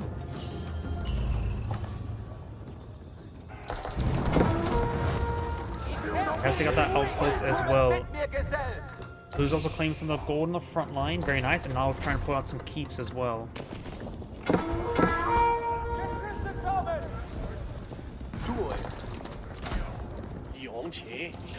Monk severely wounded. Needs some escort. Trying to go conversion, or just trying to psych him out. We got this force now pushing forward. The horseman only has 5 pierce armor. Zinchnews will do more than 1 damage per shot. They will do 2 damage per shot. And now these horsemen are overrunning those villagers. Nessa Bees trying to get some damage on him. The monk here. Of course, the convert's off cooldown there, trying to get them back at home. Villagers still being focused down. Red is spearman for villagers here. Does have a greener that's going up. And these villagers may wish to get inside this town center. Notice that the monk will escape out with a relic. SB still trying to fire away. The Zinchnews are all across the line. Fires a volley there. Villagers pushing way forward as well. And now trying to pull out more keeps to claim some of this gold as well. There's heavy mace research and as well as heavy weapons research. So these man-at-arms are going to be very, very strong. They're right now doing 15 damage plus 6 versus heavy. So best use spearmen rather than man-at-arms in order to hold back the front line, which is still not great. He needs a regular crossbowman as well, not in Zinch News. He does have a handful of regular crossbowmen in here, as well as a nest of bees.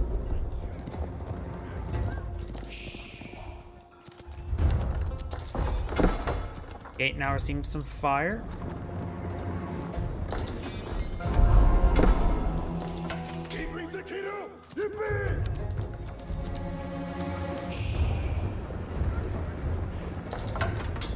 Got boiling oil, a fortified outpost, melee attack, and spring gold replacement being researched.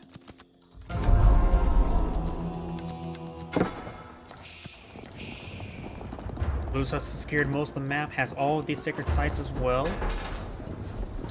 Red's not going for some clock tower battering rams. We've got 2 clock tower Nest of Bees here, which can provide some good damage support.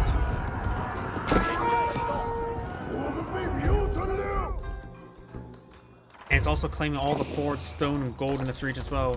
This gold is protected. Both of them are 8,000 deposits. Red still has some... That's 131, not a lot of gold there. I don't think Red has any gold deposit other than that 131 in his territory at the moment. So it's going to pose a big problem there. He does have some gold generation from somewhere.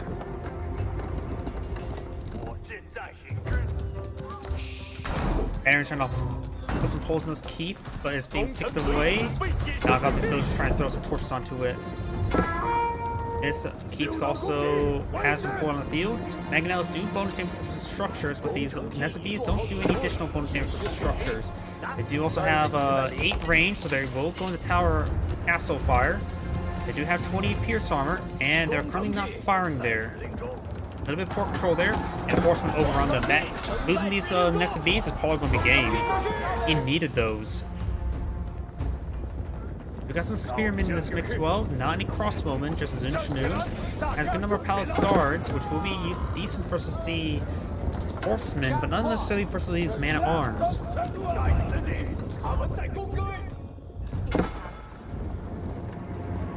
You have now a clock tower counterweight trebuchet to pull on the field, as well as a clock tower battering ram. This keep has been loaded with a relic. It does increase its pierce armor, which makes it so spring golds do less damage to it. Battering pushing forward, trying to claim this forward gold as well. Another keep being pulled out here as well. Horseman charging forward. Battering ram getting focused down by those man-at-arms. Counterweight trebuchet engaging. Man-at-arms does go down as well. We've got the monastery here, and I've got the Elkbach Palace being pulled on the field. I'm not familiar with the Elkbach Palace on top of my head. There it is. No, this town center.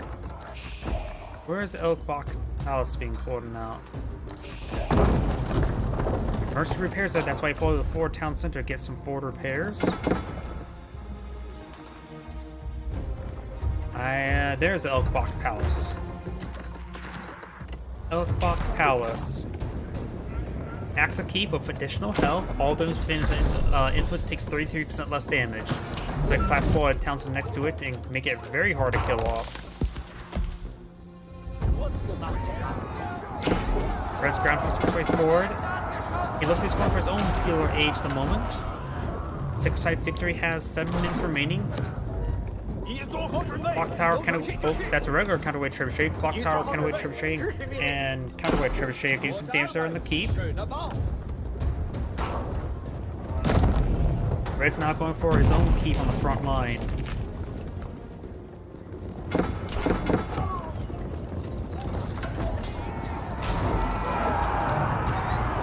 Horsemen try and engage these villagers. He does have less villagers than currently his opponent. Man-at-arms engaging these forces as well. Got these forces engaging. These all crossbowmen. Clock Tower and Nest of Bees trying to engage. Villagers do abandon, trying to get on the far side. Severe engaging the horsemen. Villagers seeing quite a bit of fire there. Clock Tower and Nest of Bees does go down. Horsemen are being pushed on in. Villagers are... It's getting a bit close, but the keep itself has received quite a bit of damage. There's a handful of villagers still building at it. And their bombards here. He does keep deployed on up, trying to get repaired on up, but the bombard of the region, it probably will go down. All the villagers are down. This army is being whittled down. Doesn't have a whole lot of food at the moment. Has more man-at-arms with build Q. Clock Tower SMBs finds a good volley there. And right now, Blue's force is getting bumped in right there. Let's keep this going down. Keep has been receiving some emergency repairs, so he's going. And by the time it gets off cooldown, we'll have actually more emergency repairs. More battery inspection forward, but with the Alpok Catalysis region, this keeper will sustain a lot less damage. I think it's going to be game over for the Chinese player. He just needs more trebuchets, honestly. This keeps emergency repair. The emergency repair ability is down to 4 seconds. And he has got the increased health in buildings, hasn't he? And there's emergency repair ability, which will repair up, what, 3,000 damage, 2,500.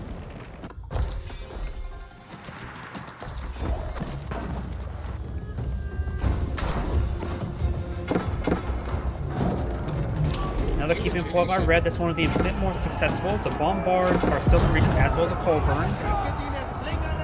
So in other words, both the culverin and the falconet does get some damage there. Do got some Blanchard's region, which are light melee units. So regular archers would be doing bonus damage to them if you deploy up regular archers. Keep has, of course, 3-handed cannoneers, so it does get some good damage on in, but has to be quite a bit of fire now. This keep will go down to the bombards. Red's not counterattacking, needs to go to this sacred site as soon as possible. Does get the relic out of there. Bombard has a bit of fire there. Crossbowman and 2 news getting some good damage on in. Red is still not going to pure age, it's going to be far from it. He spent all of his food on more forces. And the 6-side victory has 3 minutes, 30 seconds remaining. Looks like the bombard has been repaired on up. And he's trying to pull out another keep there. He's starting to focus behind that sacred site. Red's the infantry force advancing forward. Clock Tower and SMBs fires another good volley there. Bombard and culverins push way forward. Trebuchets push way forward as well, but they can get easily overwhelmed because the culverins are anti-siege unit. So these trebuchets are getting annihilated by those culverins. Keep has been built there. All villagers that remain, 15 of them, does decide to keep as well. Gain some damage from the fire support there. But now the keep's under fire. The extra arrows do 12 damage each, so they do extra damage.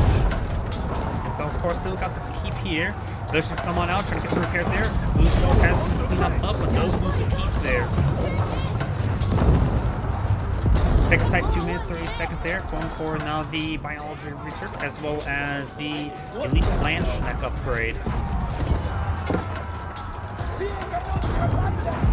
Blanche necks will of course be very effective for these spearmen. Horsemen charging forward. Spearmen needs to start hitting these horsemen there. Second site, the capture has been stopped. So we got some bombards here putting away against these forces. Got a lot of prelates here trying to inspire these forces. Trebuchets are now raining in onto these outposts. Mercenary repairs have been exhausted recently, and the second site will be secured, and Red does back the game now. This is Andgrade saying, thank you for watching, on to the next replay. And before I actually get started with the next replay, I do need to use the restroom. My apologies, please give me 1 moment.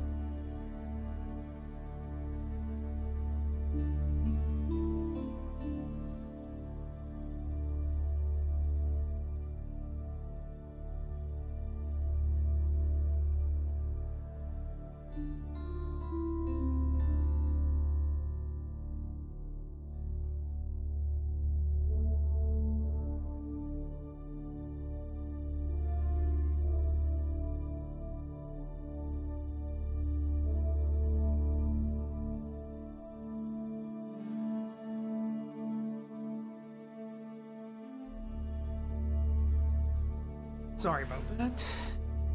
Let's see now. Is there any more replays for this person? Let's see. That one.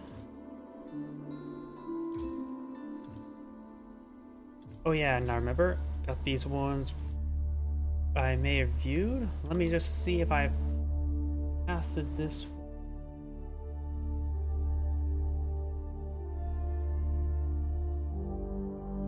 Let's see, Chinese, Rus, French, Abbasid, Rus. Oh, I actually don't think I've casted this one. But let's go ahead and cast it. Back up Twitch over here. Let me get a new chair. This one squeaks a little bit too much.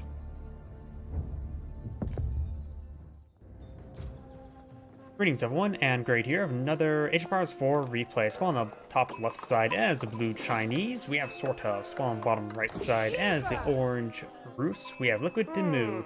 And since we do have a Rus player here, let's switch over to him to keep an eye on the bounties. Let's say he does find some exotic doggos. Scout moving around. Does find a lot of wolves there. And these two deer deposits are not been claimed. Looks like orange just find them now. Blue, I think only has the one scout in the field. And orange finds these deer as well. Ooh. Oh, the deer has been claimed over here, but there's a lot of wolves have not been claimed, and one deer still roaming around. Orange is going to come close to the 500 tier 3 bounty. An exotic doggo there.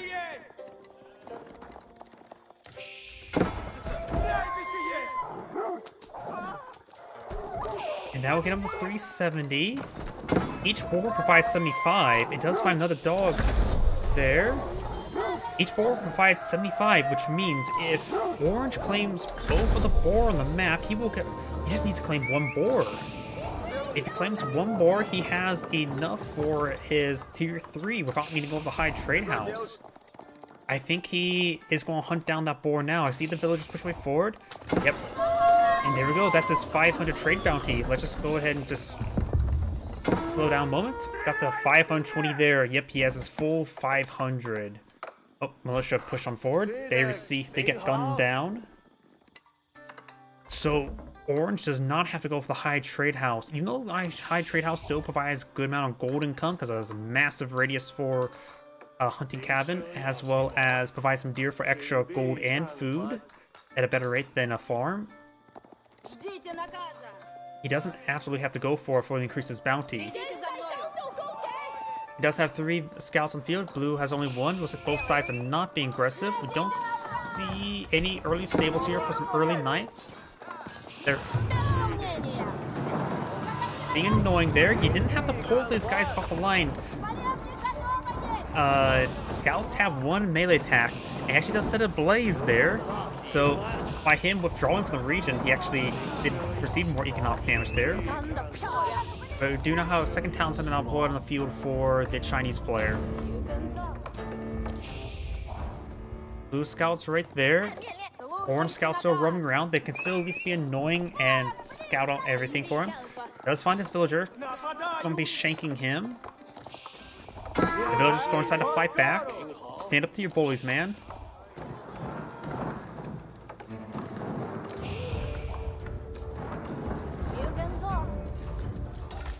And right now, with also the boar claim, boar does provide an excellent food generation. Single spearman coming out forward, that should be able to deal with these 3 scouts. And he's trying to... Those won the scouts right there, but there is still a big opening here. Sure, they can receive some hand cannoneer slits, shots. But that is nothing too significant, honestly.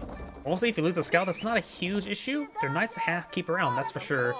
But losing them is not a massive deal. Plus, right now, his opponent is really wants those scouts dead, doesn't he? He's probably over-investing just trying to kill off scouts. Right now, the villager count is in favor of blue by a small margin. I'll just fast forward a little bit. And spearmen are going to be stabbing these scouts now. Another scout just go down. High trade house is being pulled out of the field. which it's still a good landmark, even though it doesn't absolutely need it. It does put it right there, which does provide some decent coverage with the gold generation. I'm not so sure comparison to like the foliage one. Let's see how much gold it provides. Yeah, it doesn't provide as much as this here. You could have deployed it out, say, right around here, and would have got some good gold generation from it. Now you got some knights being put on the field. You know, there's horse archers. He's going for the early knight upgrades. Going from early knights to regular knights. Blue Scout is still alive. And horse archers, they do just have straight up damage. They just do 12 damage per arrow, which is actually not bad. And it also provides the knights some good fire support. And they can pick off the hardened spearmen. They don't do bonus damage like regular archers, but they have more mobile. They're mounted. Essentially, they're mobile and they keep up the knights a bit more easily. Additionally, they do not cost gold unlike Magadai. They cost 80, 40, so they're a bit expensive. 120 in total, about the same amount as a regular horseman.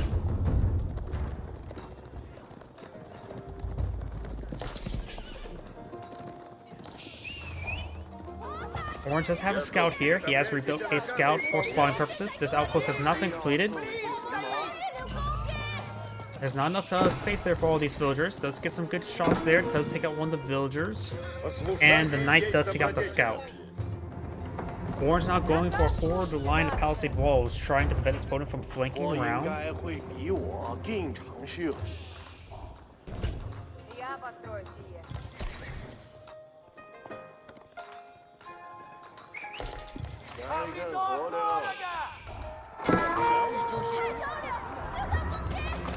Horse archers gain some great damage there. The horse archers do have currently 1 pierce armor, so Zinchus will do get some good damage from them. They do have 4.5 tile range. Zinchus, or that's crossbowman, has 5 tile range. I think Zinchus have 4.5 tiles as well. He does have Zinchus. Let's see, where is it at? There it is. Yep, they have the same range as the horse archers. There's a forward villager to help keep these villagers safe from aggression. He currently has 23 slots to hide villagers away. We've got a sizable force here of mostly horse archers, which will be hard to pin down. Oops. Bit of a lag spike there, my apologies. And Orange has gotten his forward palisade walls there. Now he's claiming the majority of the map, including the 2 central-ish gold deposits. So Orange may want Eye to expand out to those gold deposits first, to claim them first. Clock Tower SPs, 2 of them deploy on the field, getting a good volley there. He's going to pull out a palisade gate there, as well as a wooden fortress. He's not sent any villagers here to claim the deer, which actually is a bit of oversight in my opinion. Deer provide a pretty good food rate. I suppose it's still deer from the claim, but berries provide the least food rate, so it's probably best not to collect berries for the time being. You can collect berries when you don't want to invest in wood into farms.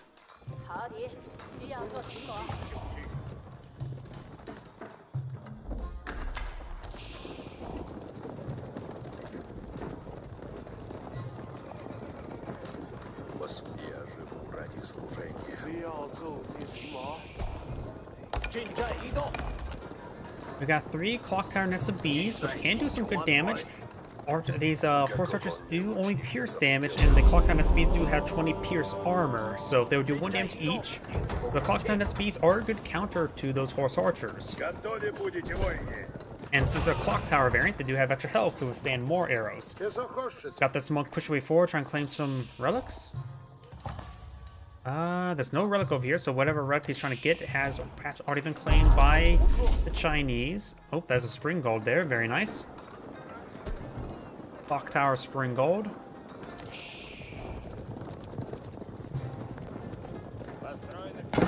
There's also a Bardic in the Sun, not being upgraded with the spring gold.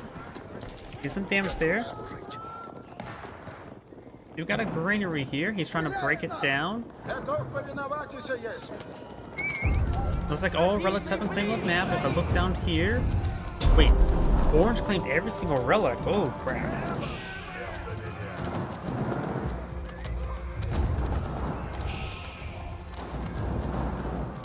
Two sacred sites have been claimed by Orange. Looks like Orange may be on for a sacred site victory. Palisade Wall. He's going to abandon the granary. And Clock Tower Necessity gets a great volley there. Has a good number of spearmen here. Going for more spearmen with any sort of crossbow and introduced will be a good idea. Horse archers do not do any bonus damage, so the spearmen will be good enough either way. Of course, they can still receive damage as a soft counter. But at least they're always a good way to fortify your front line. Got a good number of crossbowmen here. Could use some more introduced. Some palace cards now mixed on in as well. These guys are back in the corner. Looks like they're going to be being killed off. He's just trying to use his rangers to pick them off. And it's a big loss for Orange's army. Orange does not have a lot of military units on the field. He's going to go for more horse archers and more knights now. Cancel those wall segments. Going to need to rebuild these ones. The Nessa Beast got a great first strike there, getting some great damage as well as a good number of kills. But Orange has some heavy fortification on the front line. And Blue only has this gold deposit to work with. That's 4,000 gold. He could invest in some trade routes over here.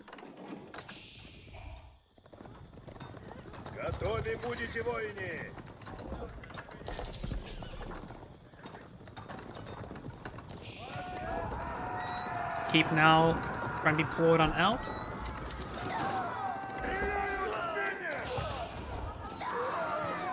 Let's get some good kills on the villagers. Villagers trying to run away. Orange doesn't have the spirit number of villagers at the moment. Looks like Orange does have 3 town centers. Blue just only has the 2. Blue's not going to pull out this keep, trying to keep this area secure. These walls have not been rebuilt, which is a big oversight in my opinion.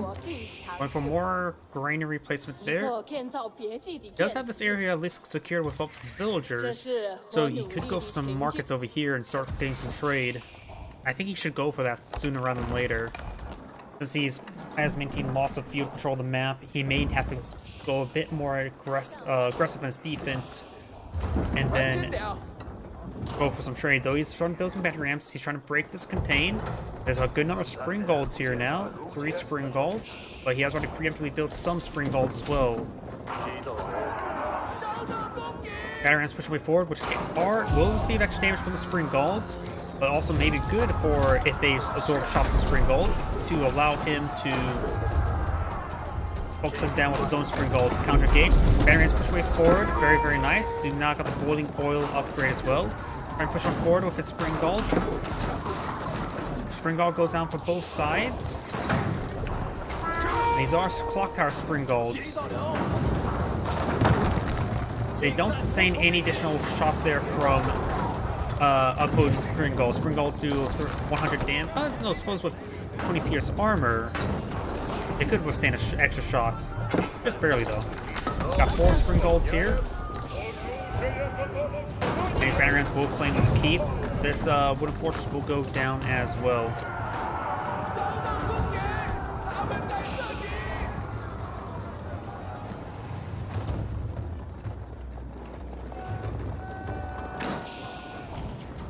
Do now some trophies upon field. The Risk player has gone to age 4. He's gone for that's the Kremlin. I'm trying to see which wonder he's gone for. This one. High Armory.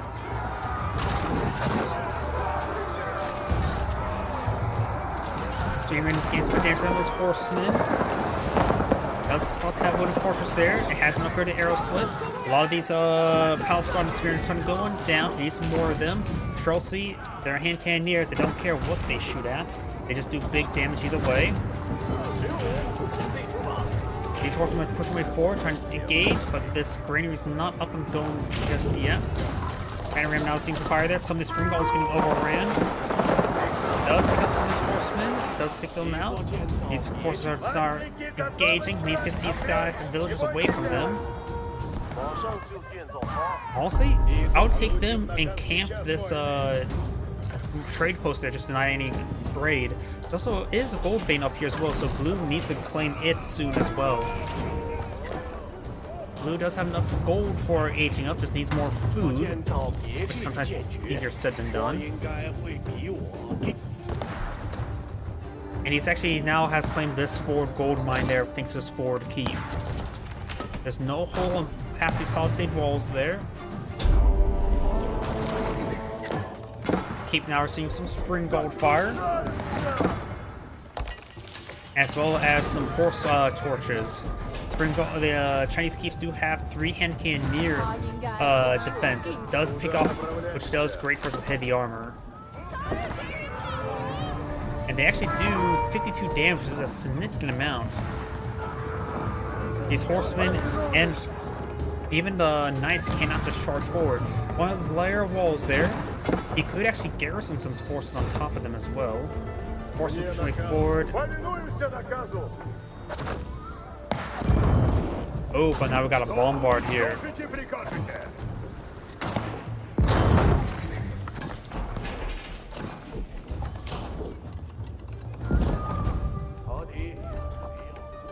Oh, that's what he's going for. He's going for the Great Wall. You can throw some, he does spot the Great Wall there. The Great Wall Gatehouse will allow him to have a defense structure there. It's equivalent to 2 Nest of Bees. Bombards, multiple bombards now deployed on the field.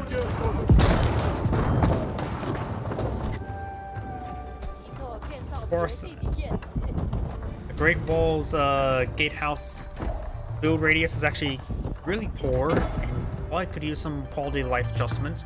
Maybe a bigger build radius to make sure that doesn't happen. And now there's the Great Wall Gatehouse, which will provide some great fire support.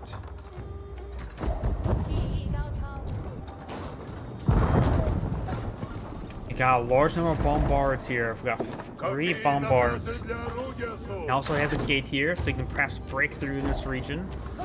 Right now, blue does have a superior military number, but it doesn't look, probably not a superior military force. There's a lot of Streltsy on the field. He needs his own hand cannoneer. He can get research to make his hand cannoneers fire farther, which is very important versus fighting Streltsy. Bombards push way forward. We'll make short work of these mining camps. Well, then again, what doesn't? Spring Gold gets good hit there, but those go down to the bombards. Is there a Spring Gold emplacement here? Yeah, it does have a Spring Gold emplacement here.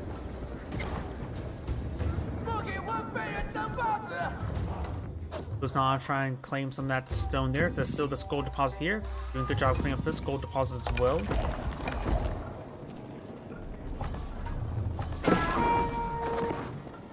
Even though blue has a superior military force, it feels like it's not exactly on the front end of things as well. He does have 3 Nest of Bees, which could be very useful versus the Streltsy.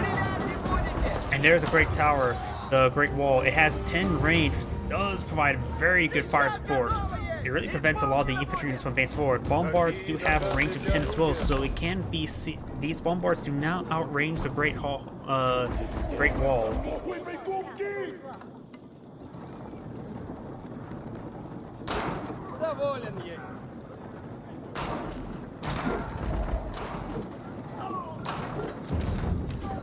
I'm not sure what these forces are trying to do. They're perhaps trying to interrupt these villagers.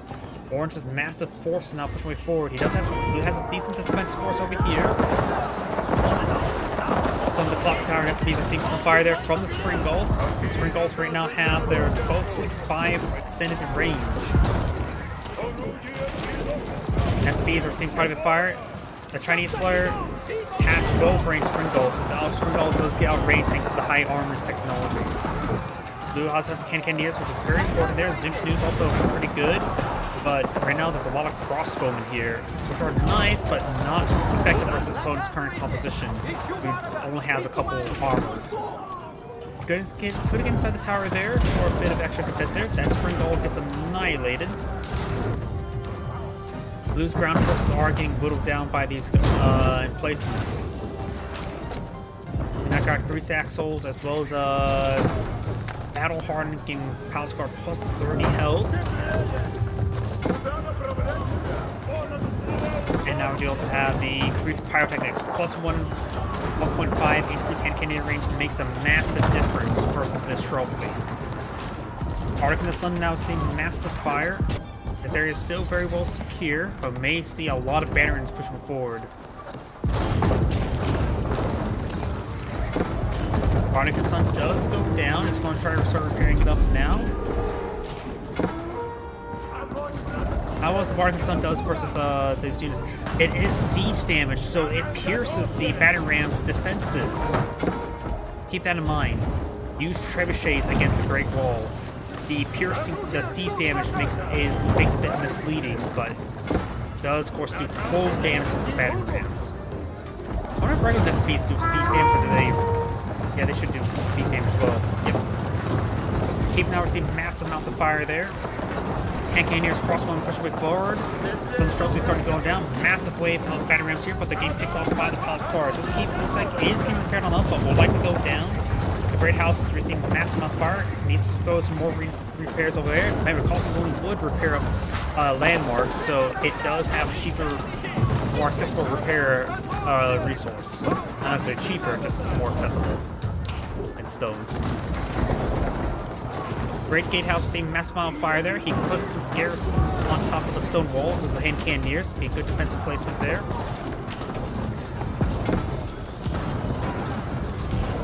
Great Gatehouse is going to be overrun by these mass battering rams.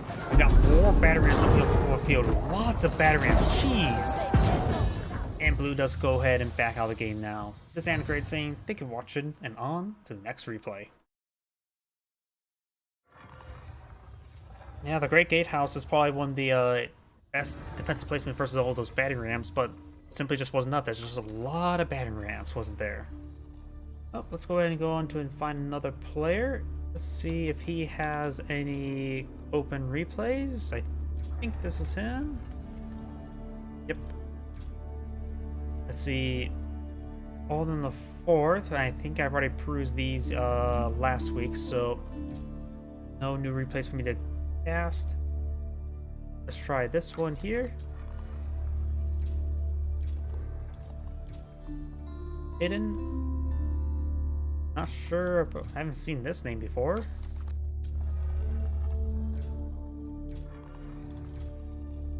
Closed or not open. This name may seem a bit more too common. Let's see. This one may be it. Looks like it. And hidden.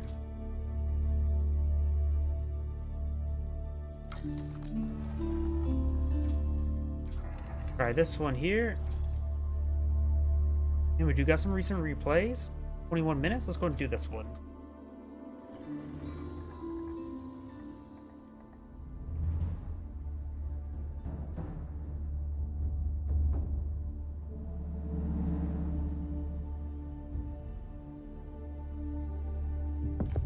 Oh, enjoy your sleep. It's always a good idea to get some good sleep.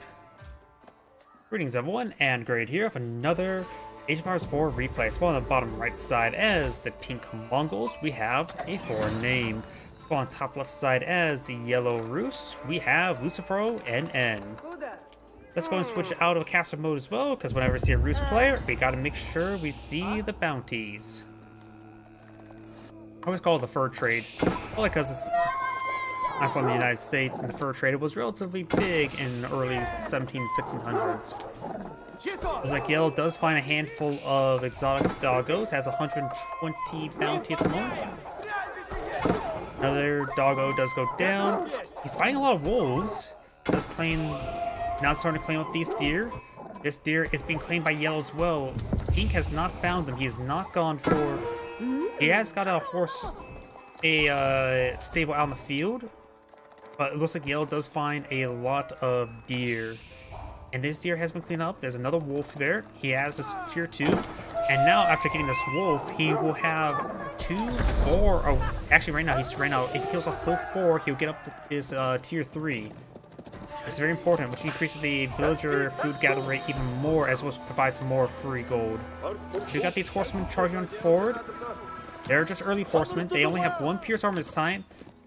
Yeah, that's a problem for early horsemen. They're just not useful. It's one of Mongol's advantage to get early horsemen, but it is not useful whatsoever. And maybe it would have been better to invest that extra stone to villagers, but even then, that's an absurd markup for the 2 villagers.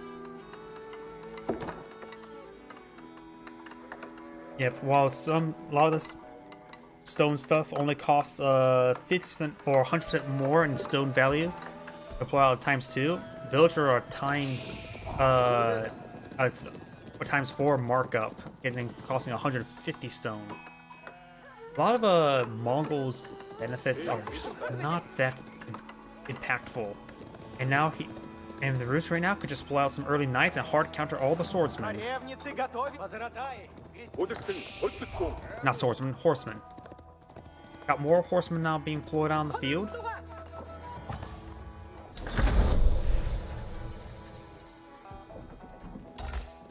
Yeah, I was going for a forward town center now. These horsemen are still early horsemen. They're getting the regular horseman upgrade now.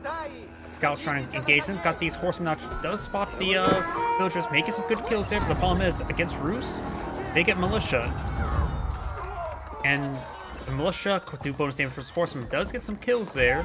It's getting some decent kills. But these horsemen will be cleaned on up by these militia. He's going all in, trying to kill off as many of these villagers as possible. Gets actually a good number of them, that's for sure.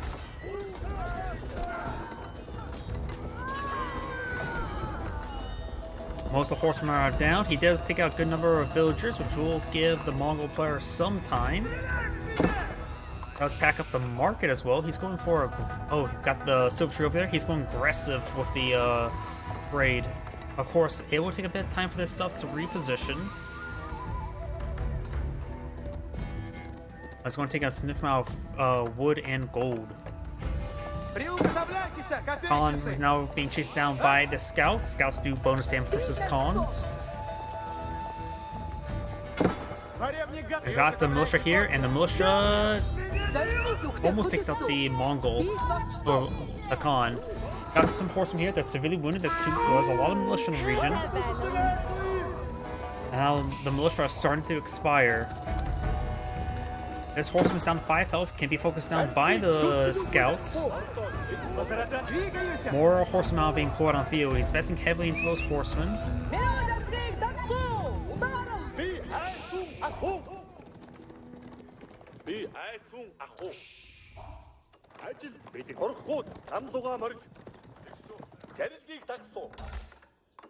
Now starting to clean up that deer there. We do have more of these stables from Plot Field. It's going for some early knights, which will...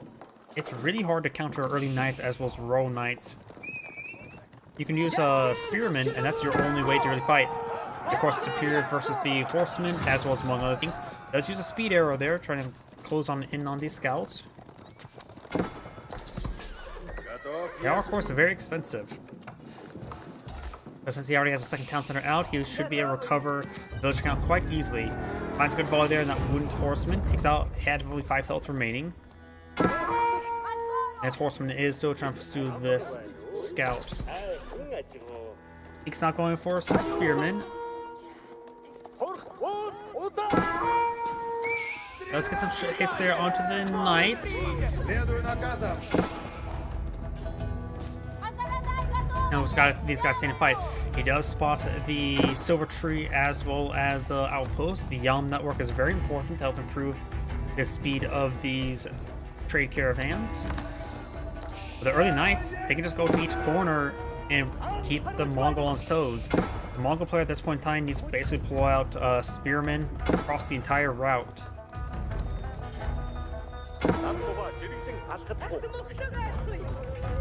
I'm sort of surprised he went for the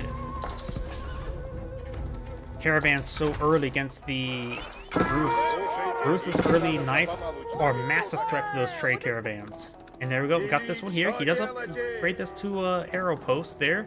Now trying to get a spearman into the mix, throw some torches onto it, but should be able to protect for the time being. And now we've got a pair of archers before archer range now on the field. We've got now a pair of stables as well.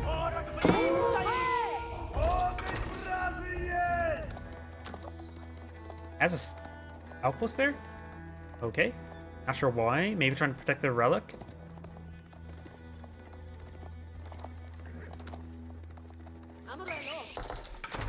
Hasn't gone for the Whistling Arrow just yet. The Whistling Arrow is a very powerful upgrade. It's also one of the best ways to help deal with Royal Knights and Early Knights. Having 12 seconds of sprint will really help you chase down those Royal Knights. You now have a blacksmith being plotted out, very nice, and also is going to play oh, that's an outpost, not a Greer. Huh. These two stone deposits are right next to each other. That's actually pretty lucky for him. In comparison, we've got this stone deposit and this stone deposit. Is this a large stone deposit? No, it's a small one. Oh, there's the other stone deposit. And the stone deposit close by means you can get your ovos quite protected. You don't have to put them too far out. And he does ban in this region there. He's trying to stop the deer collection.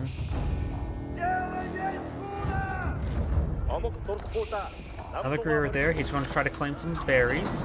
Now I've got the speed arrow there. A little bit early to help him close distance. Now in combat, they've worn on off. Spearman receives some hits there. Archers should engage some of the archers. Spearman getting some good hits there on those archers as well. He does get some alpha strike there. Spearman gets some good mix. It's a bit of a messy fight there. Yellow's going to stay in the fight. Does lose some of these archers there. Taking those archers a bit more important than taking out the knights, because then his Spearman will go in nice and freely. Does find himself a choke point there. Does take out the scout there. Knights now trying to engage the archers. Constant mix there. And the Knights' more value is starting to pay for itself. And now it's going to start picking off some of these lone archers. Does take out lone spearmen there, which is very important. And more reinforcements now streaming on in. These forces now split on up. He needs to take time to get reinforcements here. He could try running towards this outpost and getting inside. Go ahead. And since he's separated now, these Knights can quickly pick off these lone forces there. Khan does have, of course, the Yalm network in the region, and now the trade network's under siege, or under threat.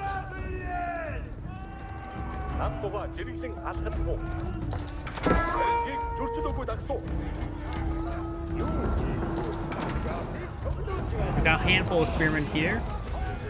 The archer's quick inside the outpost there. The arrow output damage will be better inside the outpost because it'll do 6 damage. Actually, it does have the arrow split, so it'll be 7 damage, as opposed to just the 5 or the 6 damage of the units on the ground.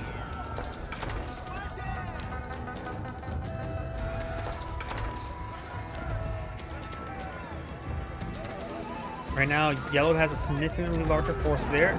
So 12 of them are militia, which are right there. They have 60 seconds remaining.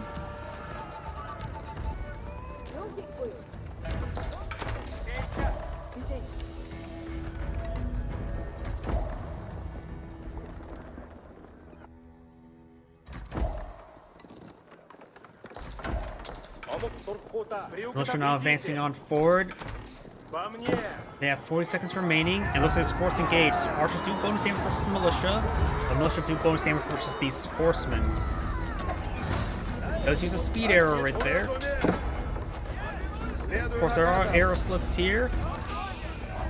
Trade network is under threat. It can be very hard to micro and get these trade routes to safety. Horsemen now closing on in. The militia not being picked on off. All the militia are now down. Spearmen being warded away. Got 2 outposts here. This one now being upgraded arrow slits. Going heavy in defense for his trade network. These archers push way forward. Arrows on cooldown. Spearman needs to get on his way forward. So we got this tower here as well. Needs some damage on it. Some piece of spearmen going down. He needs those spearmen alive to engage those knights. Pink has an army of 20, Yellow has an army of 28 at the moment, which is a significant difference. This tower is still firing away and is drawing some fire there.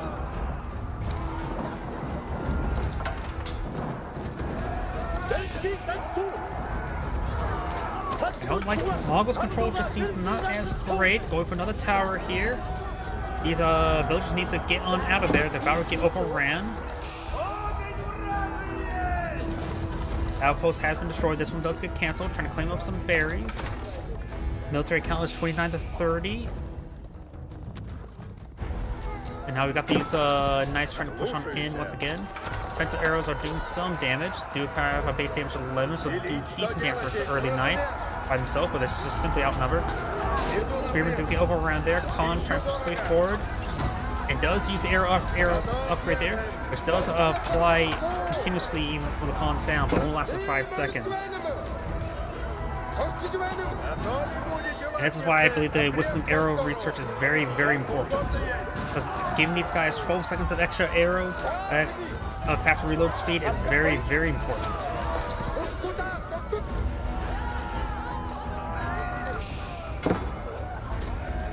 Archer trying to start us up away. Pink's Archer still getting some good damage on in. Still, these knights still causing some severe issues. He has 6 of them queued up as well. These more spearmen that are being picked off by these archers. Let's get inside the tower there. 3 out of the 5.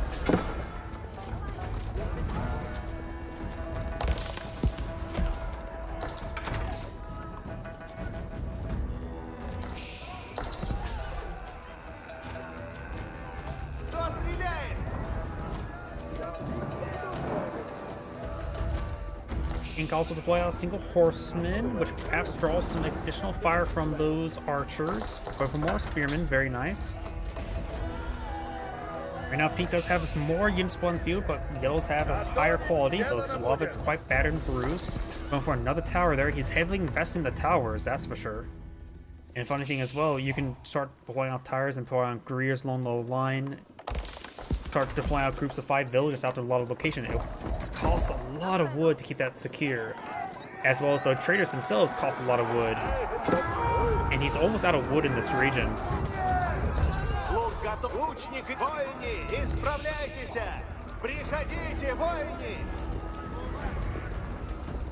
The current rate, if he keeps this trade network alive, he does not need to go for the separate out, then he go for the Kurultai, which can be both powerful offense and defensively. But seeing how long line of defense is needs to be, he probably have to use it offensively.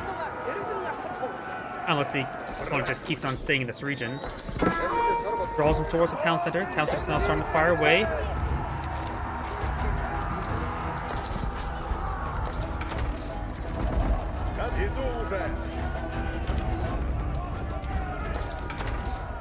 Get some damage there. Militia has been put on the field, inflating Yellow's force. Ooh, a lot of alpha strike there on his archers. Now Spearman in the mix. Let's use the arrow. Get some great damage to his archers, getting some extra volleys there.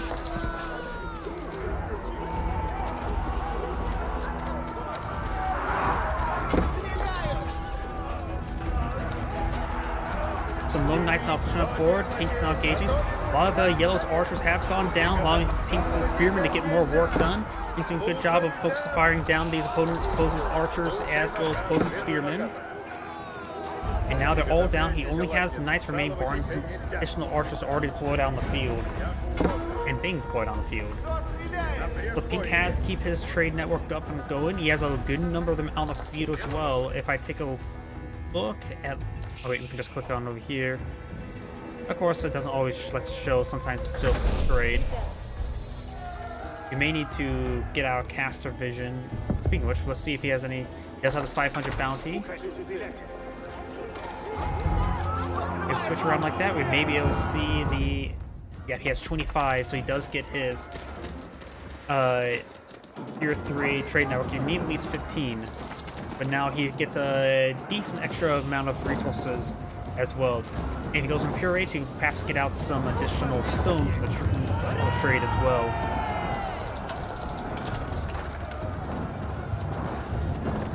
Looks like that's relatively fresh Ovo. Yep, fresh Ovo deployed on the field. So it's not gone for the whistling arrow. Now both players are at the next stage. Which one did he go? He went for the Kurultai, which is a powerful offense. There's the Kurultai trying to be redeployed. Trying to go for the faster movement speed, going for a hardened spearman, hardened archer out research. Let's get some alpha strike there. Now we've got the arrow. Gets some great damage there on these archers. Spearman does get a great volley of stabs there on those knights. Militia not being put on field, trying to stab the Khan. And the Khan will go down. Granted, his arrow's off cooldown, so he was just a basic fire support unit at that point in time. Very basic fire support, I should say. Knight here could be picked on off, receive good damage there. Has 5 pierce at the moment. The Hardened, not this Hardened Spearman. The Archer has 6 damage, so they do 1 damage per arrow against these Knights. Going for pierce damage now, which will allow them to do 2, and now there's the improved Spearman.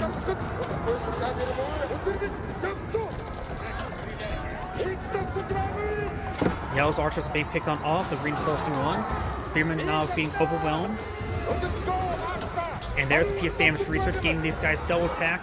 And now the Curl Tie in the region giving him more attack. Right now he's up to 11 damage thanks to Curl Tie in the region. That will greatly overcome the damage, the armor of the Knights. Also was getting some health regen, and Yellow backs out of the game now. This Anagrade saying, thank you for watching, and on to next replay.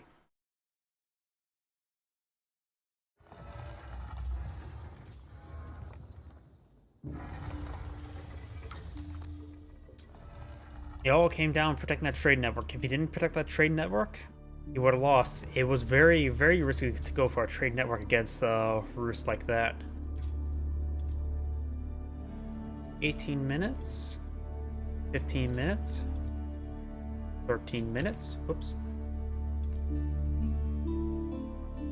1 hour, 34 minutes. Oh. Prepare yourselves. 3-hour turtle meta enjoyer. Well, he was halfway there.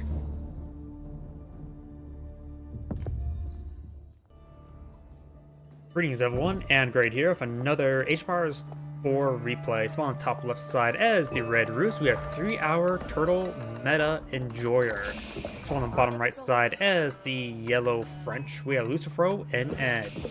Since we got a Roost player out on the field, let's switch out to not caster mode there so we can start spotting the bounties. Does claim a bounty there. Very, very nice. These deer have not been claimed. There's no deer up here, but there are some wolves. Yellow's taking time to hunt down the wolves as well. Very, very nice. And yes, go ahead and take time to take the deer and the wolves there. There's another wolf there, one exotic doggo. Currently Red has 170 bounty. He's pretty close to his tier 2.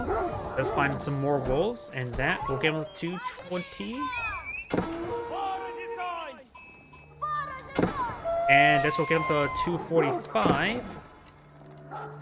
And we got a wolf there, and Yellow does claim that one.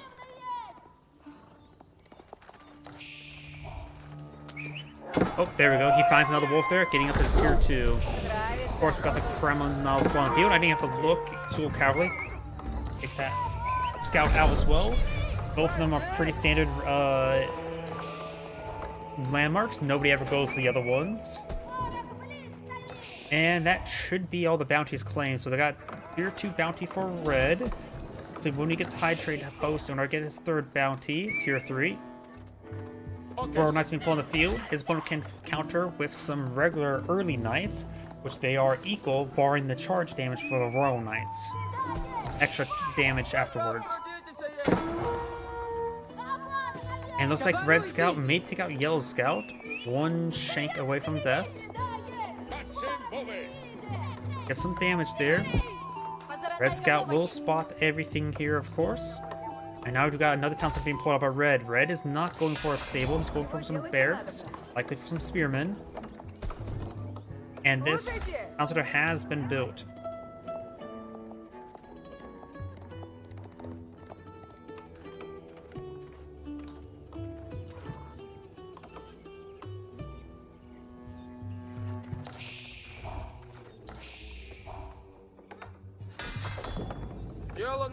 Going for some spearmen now. He needs to get the hardened spearman research as well.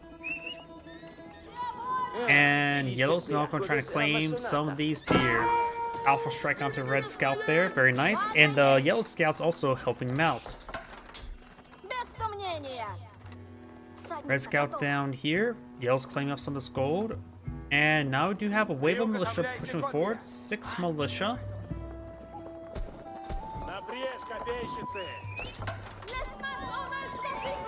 Trying to interrupt this town center. Getting some damage on one of these villagers. And we'll get some good damage there. It does load up the side town center. Militia currently have 50 seconds still remaining. Прихожу. Let's get these sides in the town center now. These guys can get out of the town center. Yes, they have. And get some good damage there on that militia. The militia have 30 seconds remaining. And maybe we'll find these villagers now.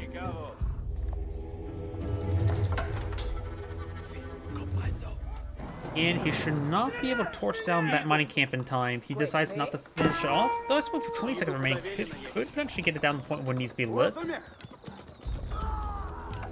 And of course, these militia are going to get annihilated. They did the economic damage. Knight and Scout push their way forward. Do of course have the villagers here clean up some wood. The Kremlin nearby, of course, improve the wood drop-off rate. Rus gets a lot of economic upgrades. Getting tier 2 bounty, give plus 10% food generation or gather rate. The Kremlin, along with any of wood fortress, will allow them to get more wood drop off. Though this one is spread out to here as well.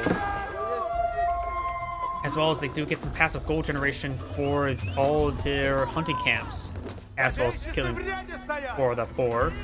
Some spearmen over there to help them out. The Rus have a lot of economic opportunities. The French economic opportunities mostly come from their castle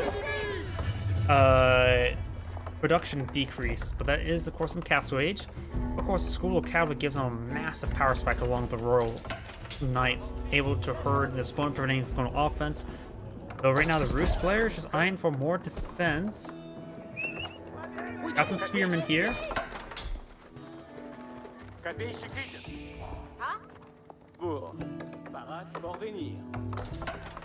Going for some palisade walls there, trying to secure his flank. Got a good number of red spearmen out here.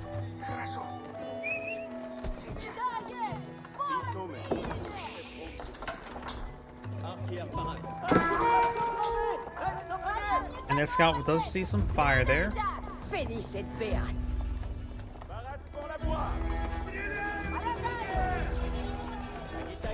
Spearman and scout push way forward, trying to hit the food collected up by that deer. We do have an early knight here, harassing the gold deposit. Now these villagers do get inside the town center there, and these spearmen will get annihilated.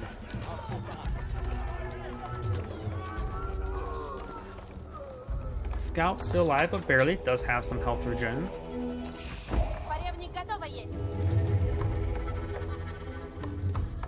The boar is still being claimed over here.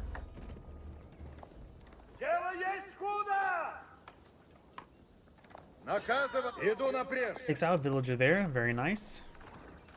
And there is maybe not a full wall in this region. Hard to tell. The highlight suggests it maybe is a full wall off, but it's hard for me to tell. Wooden fortress here. He's trying to claim this deer. Got a lot of ground forces to help him claim it. 2 scouts for spotting as well. And down south, we do got the deer being claimed up here as well as his boar. Right now, we've got 5 Royal Knights, all soon to be 11 archers. Looks like the Royal Knight does get some more damage there. He does go down.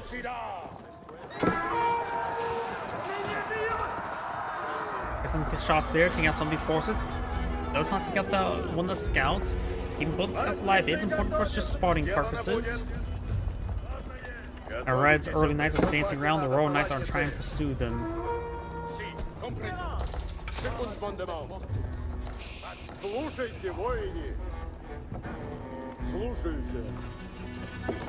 Got another hunting camp there. And thanks to this map, have a lot of random trees. These hunting camps will provide them some decent amount of wood. Not wood, gold. Going for a wooden force as well. Of course, there's 8 villagers here. They can quickly go inside this tower.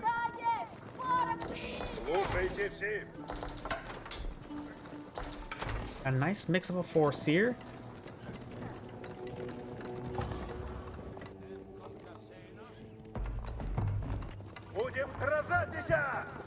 And I do got the siege engineer being researched by the Rus. He may be eyeing for some battering rams.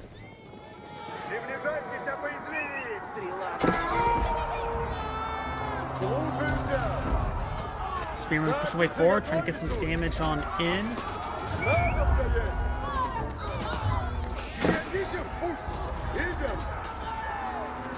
Archer's starting to go on down. Royal Knights are having trouble engaging, trying to avoid the Spearmen. Horsemen getting some grid work on in.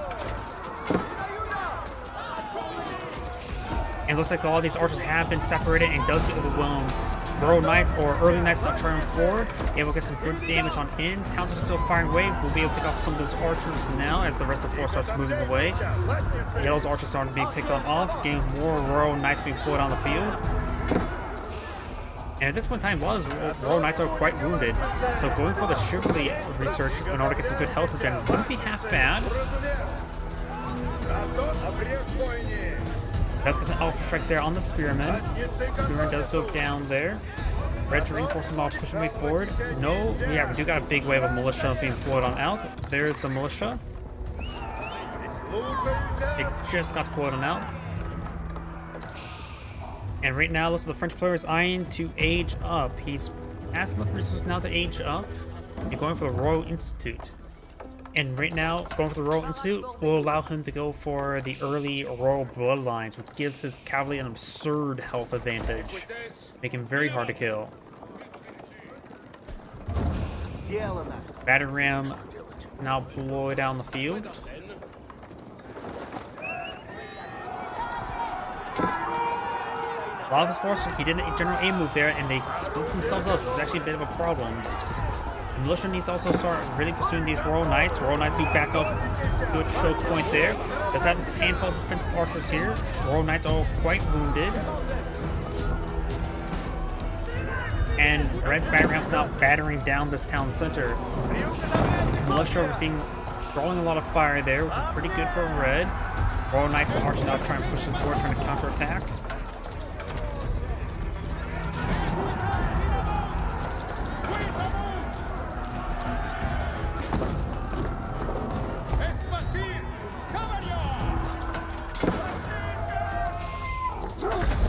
Exotic Doggo does get some bites there.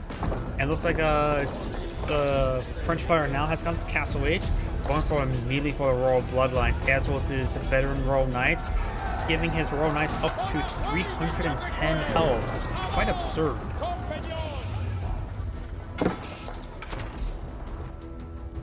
Wolf still biting away.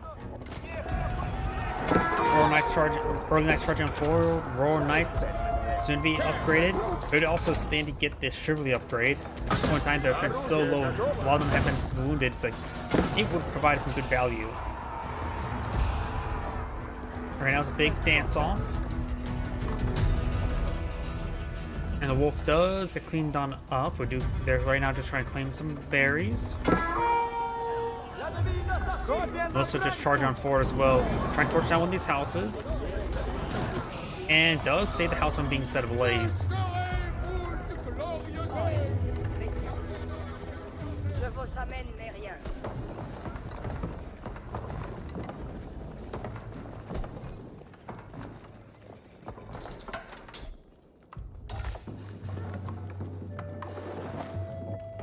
Red has right now 3 town centers. Yellow has just the 2. The villager count are quite similar. The Rus player is starting to pull ahead a little bit. And then he just lost a whole bunch of villagers there. Just lost 7. These villagers could be picked on off as well. Does lose a number of these villagers. Lucky has extra town center to help equalize it, but it's still something you don't want to be done. I got the veteran Royal Knight and the Royal Bloodlines here, giving these veteran Royal Knights an absurd amount of health, making it very hard for these early Knights to engage. High Trade House now being deployed on out. All these villagers trying to push them forward. Early Knights charging on in. We're going to need to get Boyard's Fortitude as soon as possible if we want to use these Knights as a front line. It does have the Knights to research, going for a massive wave of research. And now we do have the Canton Saddle is giving Royal Knights more bonus damage after charging.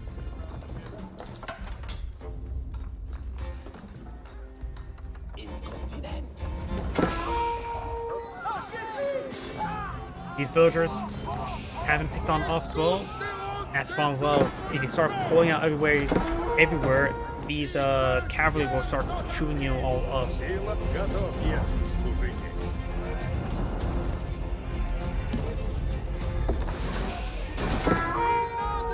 Veteran Royal Knight does get cleaned up there. Picking up these Veteran Royal Knight like that is very important.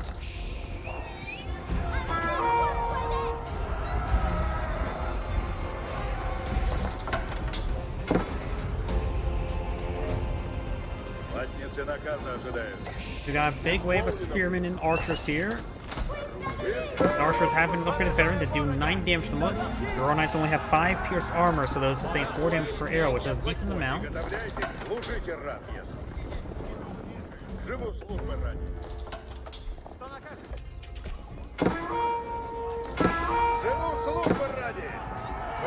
Knights are trying to push on forward. Good hits on Yellow's archers. Spearmen sprinkling on forward as well. Scout does get cleaned on up. So Red will have less vision range and when dealing with those bushes.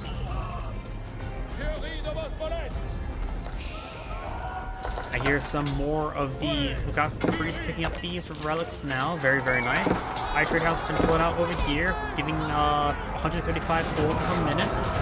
More militia now being put on field, trying to overwhelm these forces. And right now, the Roost player looks like he's going to go for Imperial Age. He has enough gold for Imperial Age. Needs more food.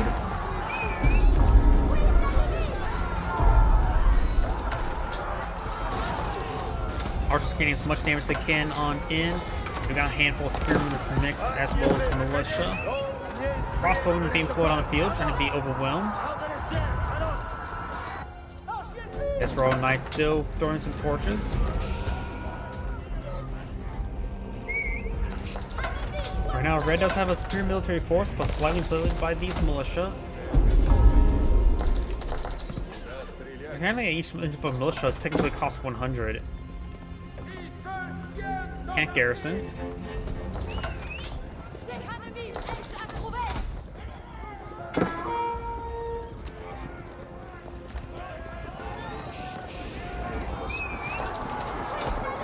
Now gotta go and big engagement there. Spearman got a brief brace there, but his teammates, Knights sort of prevented him from actually going forward like that. Got the Warrior Monk here. Doesn't get the strike there for the aura effect, didn't he? Archers pushing forward, trying to get as much damage on in. Red's front line starting going down. Now's the time for a ritual. Going for a ritual right here. He's going to let them die. Nope, he does pull out the radius now. The Royal Knights are pushing way forward. There's a good number of crossbows to help get these forces. Archers trying to absorb as many shots as possible. Royal Knights are starting to receive a lot of damage there. He decides to pull them back. A couple spearmen still in the mix as well. And some of these villagers have been spotted. Yellow's trying to go for that forward gold. Some of these crossbow archers being picked on off. Red is not eyeing for Imperial Age. Looked like he has enough gold for Imperial Age. Just needs a lot more food.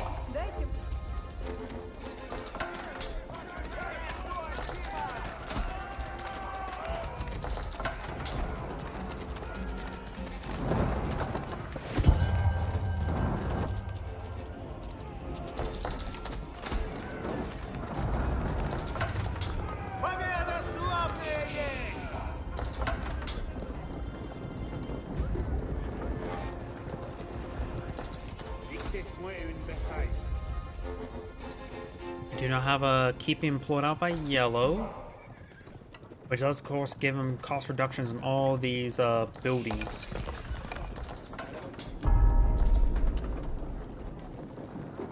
Right now both players have the eye for value and also try to secure the central gold. There's 2 gold deposits right here, right next to each other, so both players need an eye to really push this area. Red does have some gold, backed up gold deposits here. Yellow has this back gold deposit as well.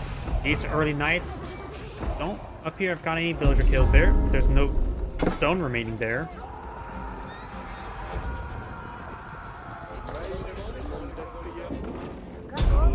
Villagers advancing on forward. And it looks like he is deploying out a keep there. Yellow's trying to break through some of these fortified palisade walls there. We have a single Mangonel here.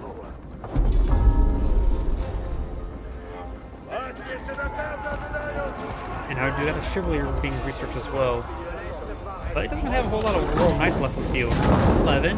There's fire volley there with the Mangonel. Some yellow villagers are starting going down. Trying to get another crossbowman here from both sides. Both, honestly, yellow's crossbowmen are not that useful at the moment. Horsemen is being streamed on in. Trying to use Mangonel to focus on these crossbowmen. Or their arbaletiers, I should say.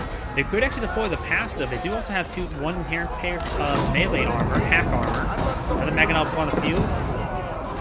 They use passive in order to reduce the range damage of these opposing crossbowmen.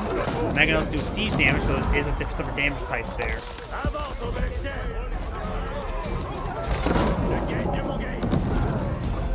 Finds a good volley there. Mangonel is still pushing forward. Red still has a couple crossbowmen here. Now here comes the villager trying to force down that Mangonel. And quickly takes down that Mangonel there. Oh, I'm not sure what all these villagers are doing. Let's try and go for forward farms. Or not really forward farms. Maybe a little bit safer, maybe back here. Nice engaging Royal Knights there. Do we see the Boyar's Fortitude research just yet? No, we do not. Red's villagers are now trying to repair up the palisade wall to prevent it from going down. Looks like one of the villagers trying to stab the knights as well. Red has a keep here, which will stop Yellow from placing his keep. And that's probably why there were so many villagers we saw being brought over here. He was staging a keep. Oh, a lot of those villagers went down. Those knights did find slices through the gate. Warrior Monk does go down now. Spearman now being pursued.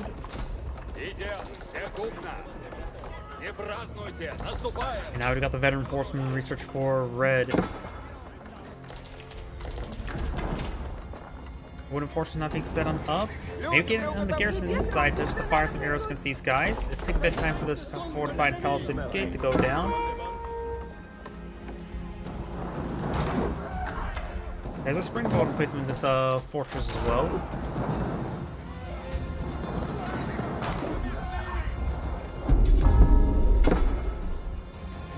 Looks like the second site's now being captured up, gaining some passive gold generation. The other two have been cleaned up by Red. It does take out the villager there, and does get one of the Royal Knights.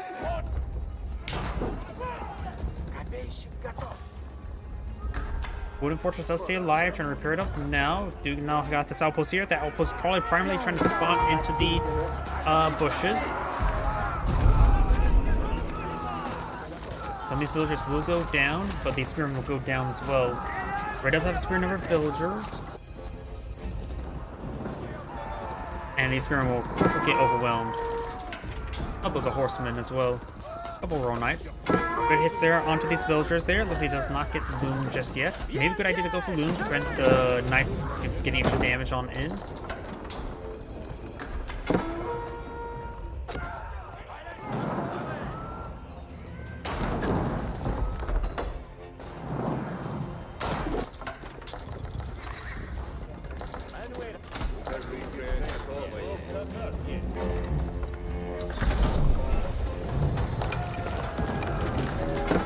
There on the wooden fortress, it will go down. Got a second keep here as well.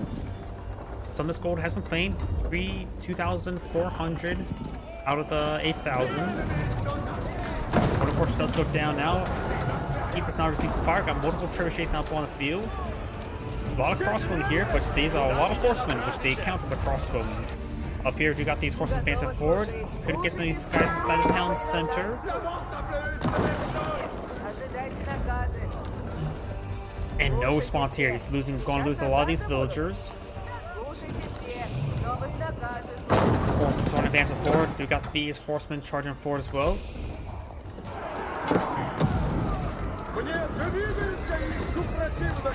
Good hits there. And a deadly hit there onto those arbaletiers.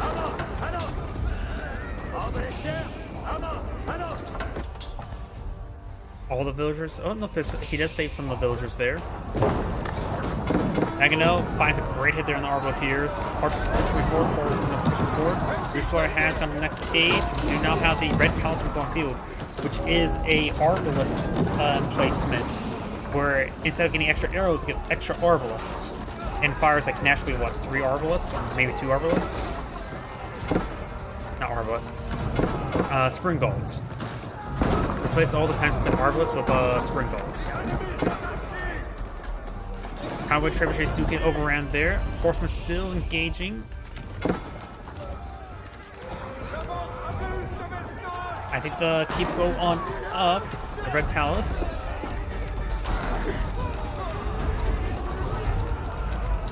And he's inside the tower. Keep the Red Palace now.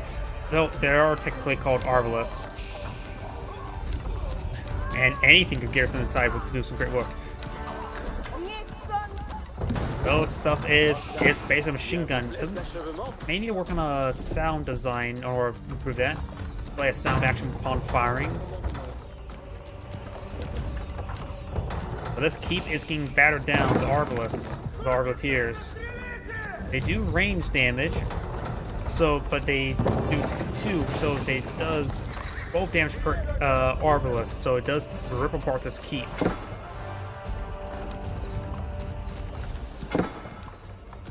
Over here, looks like the militia broke on through, trying to get some damage on in. There's a market here. He could try for some trade caravans there.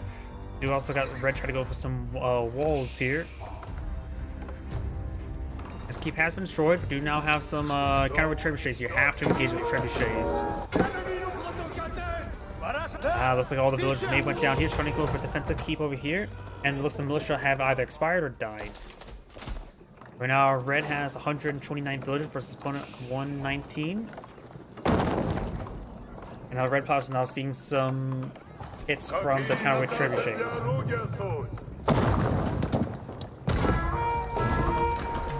Put it there onto the wooden fortress.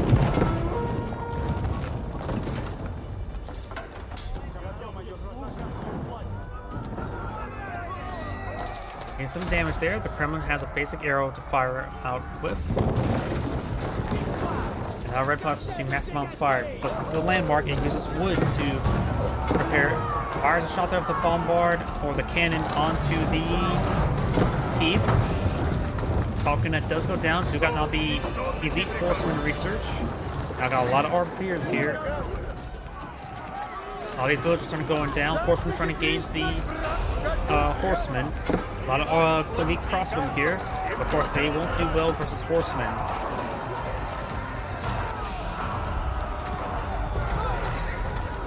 Spring Galls even firing some rounds as well. A lot of Red's front lines being cleaned up. Trebuchets are firing some rounds, and our horsemen pushing forward. Looks like the Red Palace is still being repaired on up. And now we've got some Streltsy in the mix as well, but they're starting to get overwhelmed. Horseman do charge forward, takes out all the counterweight trebuchets, though he will lose his horsemen.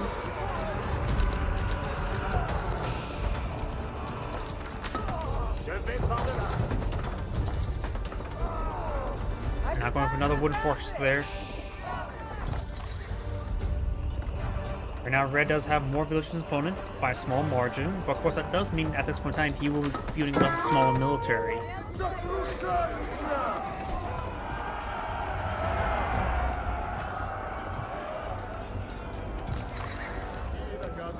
As I'm pushing forward, horsemen trying to gauge on in, crossbow getting some good hits there as well. Throw a couple errant torches. Some of these villagers are being cleaned on up.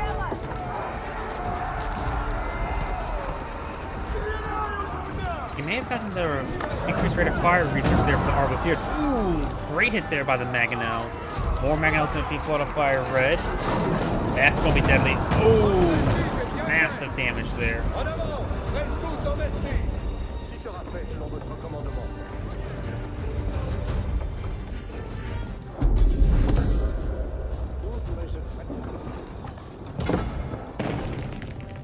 Go take time to decapture that point to reduce your opponent's gold income.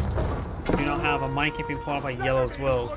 The Red Palace does have 10 range, which is the same range as cannons and bombards. The cannon does go down, so the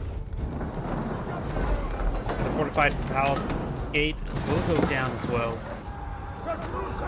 We got a lot of Mangonels here, a lot of Trip Trace. He's going to have to really hit that red palace before he advances, because nothing can advance in that reach along as that red palace is still alive.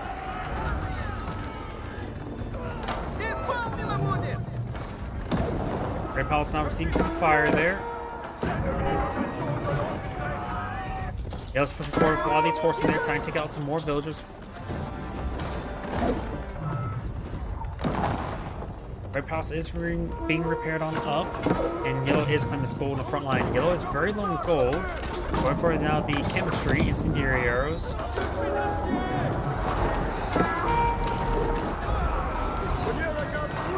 Got these horsemen around pushing on in. Got now these Streltsy also firing this way. Horsemen getting some damage on these siege weapons, but it looks like they're being overwhelmed. Arbiter's pushing way forward, firing some rounds onto this mining camp. And now we do also got a cannon placement there onto the Red Palace, which does 72 damage.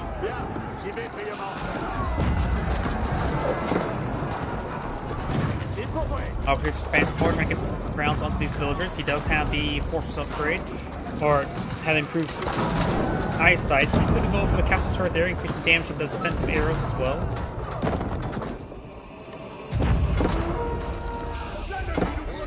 Bell's horseman still up here, picking out some more villagers, even take out some of the farms. Very nice.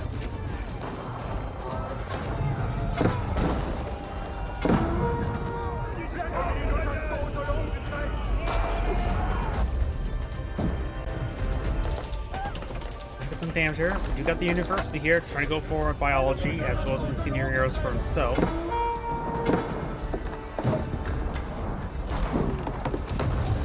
Taking out that wooden fortress now.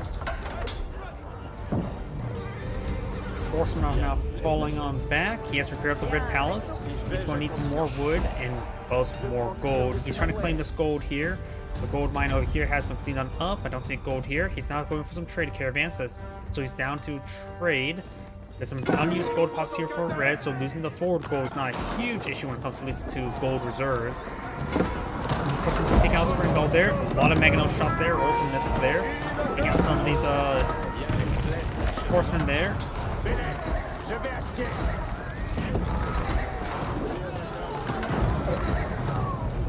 Some of the Arbaletiers are starting to see the fire there. Horsemen still trying to shoot on board. Still got a massive number of Mangonels here. Both sides have pop cap. This area has been stabilized. I'm not sure. It looks like Yellow has ran out of stone there. Another Mangonel does go down to something. Mangonel does go down. Does get a good hit there. Got these forces pushing way forward. Horsemen are charging forward, trying to overwhelm these forces.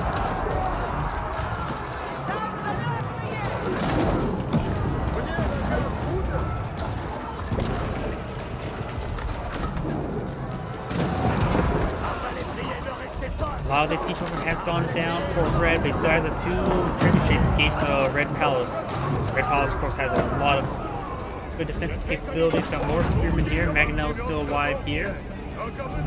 Gold's being cleaned on up. This gold is down by 3,500.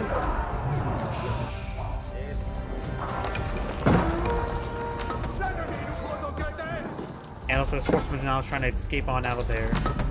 Red could take time to pull out some hunting camps all across the prairies in order to get some additional passive gold generation. He does have a bit of wood to work with. Banner's not pushing way forward.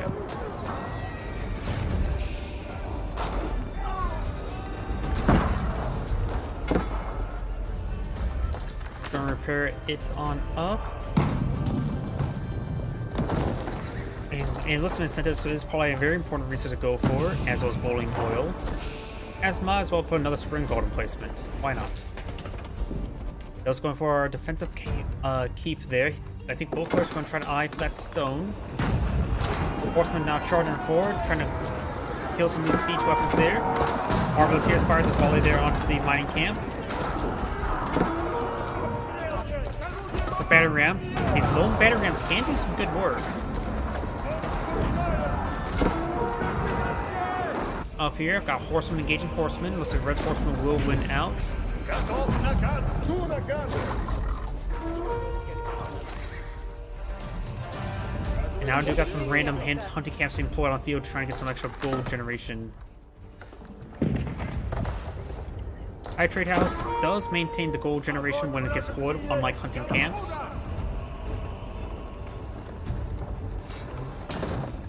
And some of these mills started going down. Is he cleaning up the deer? Yes, he is cleaning up. No, the deer actually is still running around. The deer do provide extra food, so and fucked up a little faster. Though I suppose if once you get all your economic techs, it may be equaled out. You have to go for hunting technology.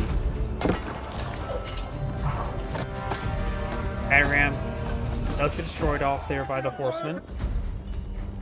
Yellow right now is pretty low on wood.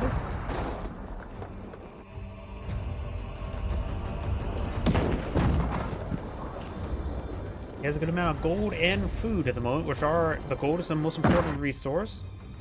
He may need to start eyeing to claim some iron for wood deposits at this point in time. He's playing wood here. Now he's going to start claiming it up. Very, very nice. So a couple of villagers still in this region. This gold mine still has some remaining. Not a lot. Horseman is trying to stream on in, trying to get some harassment. Yell's horseman now trying to find a breach or create a breach. This horseman would be cleaning up. Red Palace is caught up with fire, and since it's lacking in wood, he's going to not have a lot of repair capability. Let's take out that spring gold emplacement now. Not spring gold emplacement, just spring gold.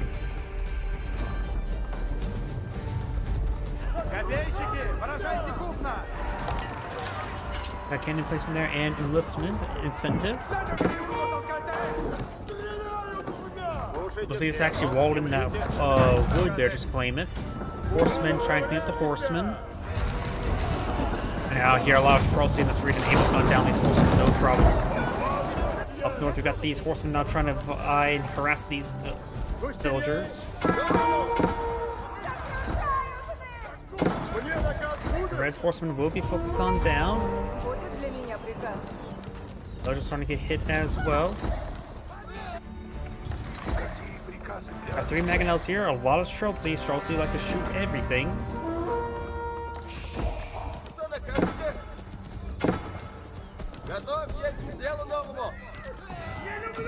Yes, we got some new Red's villagers there.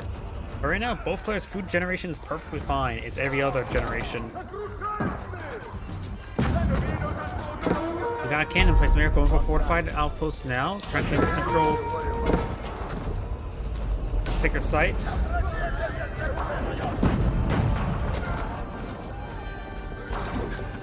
One warrior monk does go down.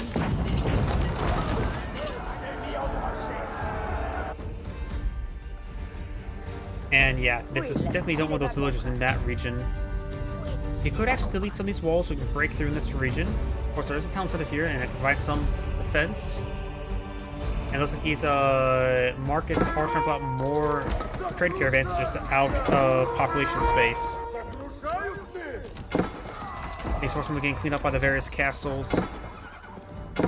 Ooh, and these horsemen are getting ripped apart. Yep, just down. Oh, looks like he does have a arbalist emplacement on this town center. Wait, you can get arbalist emplacement in town centers? Huh. Did not know that. Is that something unique for the French, or is that something involving the Red Palace? Activates an arbalist emplacement on all keeps and town centers. Does it mean it's a free or additional? And it is an arbalist placement, which is different than spring gold placement. Oh, that is quite a bit. That is a lot of arbalists. This wonders maybe a little bit too overpowered. I know it. Here's the thing as well. These wonders, these landmarks, you can't exactly target them in war. You have to, in Fog of War, you sort of have just to get vision of it to target them. There's also some weird property of these things where you simply just can't engage it at range. You have to have spotting to engage them, while other keeps you can just engage at range with your trebuchets. These horsemen are getting some hits there on these villagers.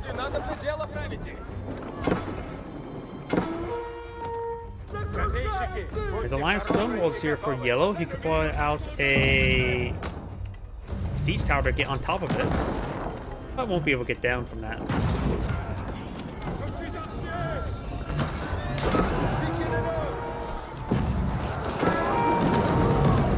Horsemen drive hard and forward to take out these trebuchets. Red Palace was under siege once again.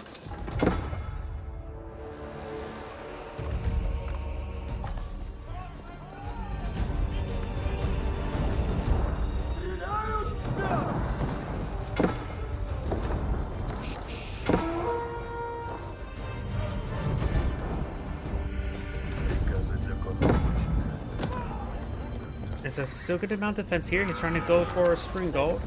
Arbalest firing away, getting some good kills there. Maybe he'll take out some of these trade caravans. In enough time, they will be whittled down. Over here, we got these horsemen torching down this fence.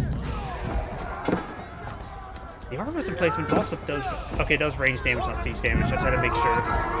Oh, there goes his horseman. A little bit overkill there. Now, that gives Red the signal that he can advance them forward. He's get these villagers on the inside that Red keep. That's going to be a lot of damage output from it. But those, receive lots of fire there. The Red Palace will go down. We do have a large wave of Elite Royal Knights here, as well as Arbaletiers. We're going to make this way forward, so siege down some lumber camps.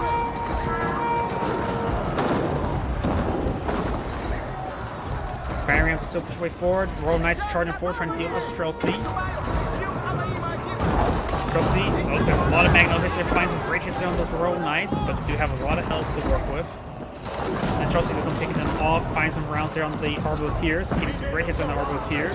Mangonels are starting to go on down, but Arbaletiers are starting to go on down as well. More Royal Knights charging forward. Arbaletiers trying to defend the line. And these battery rams still causing some big issues. Certain being focused down even by the villagers now.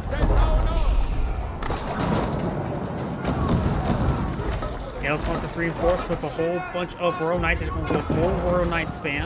Streltsy will just shoot them. They like to shoot everything. But they're going to be overwhelmed. Mangonels find some shots there. So is trebuchets. Yellow has his own Mangonel here, but he's overrun by the horsemen.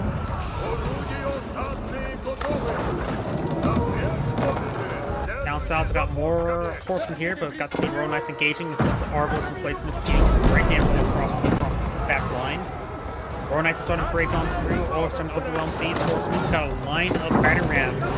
Red needs to focus on the trade. Trade is whoever denies the most trade will probably win the game. The French player is actually lacking on gold at the moment. He needs more trade.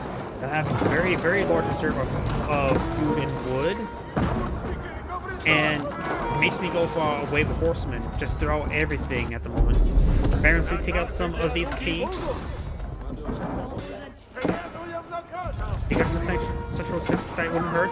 Got still this gold vein here, so either player can perhaps claim it. And now it looks like Yellow has broken through this area here. Now allowing this horseman pushing forward. He should go straight for the trade area. Looks like the Royal Knights are going straight for the trade. Very, very nice. More of these Royal Knights are pushing way forward.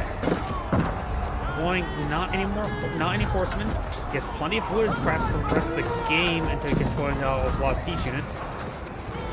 So he may be one to eye, I think those wood lumber mills start eyeing to collect some of that gold.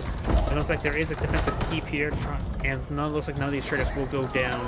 More Royal Knights pushing way forward, trying to get the horsemen. These battery rams still getting some work on in. Farms are going out everywhere, not optimally. More Streltsy here, starting to pull out waves of horsemen. Horsemen do extra damage versus Streltsy. And it should still be reasonably durable. It has 243 health as opposed to the 364, so they have a little bit less health, but they should be able to perhaps be just extra Streltsy. Though Streltsy still wants to get holes into them. We now have these barriers charging on forward as well. Yellow has too many villagers at the moment.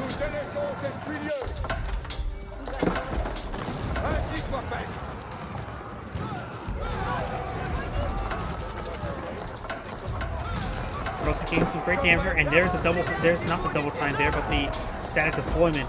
If they stand still, okay, we got double time away.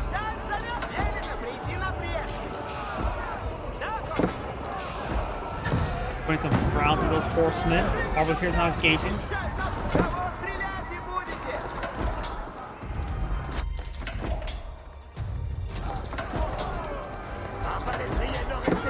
Arbaletiers are falling back. Got a good number of Royal Knights and horsemen here. Some of these farms have been set ablaze. And the French player is actually low on food now. He spent most of it onto these horsemen, going for a big wave of Arbaletiers as well.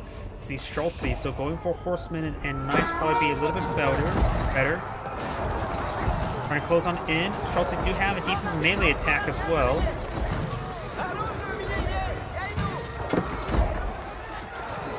Arbaletiers getting some good damage on in.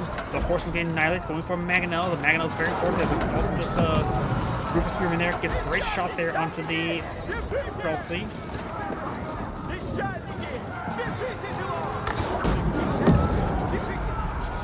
Right now the French player has a bit of gold. He could go for more Mangonels right now. A lot of horsemen on the field as well as Streltsy.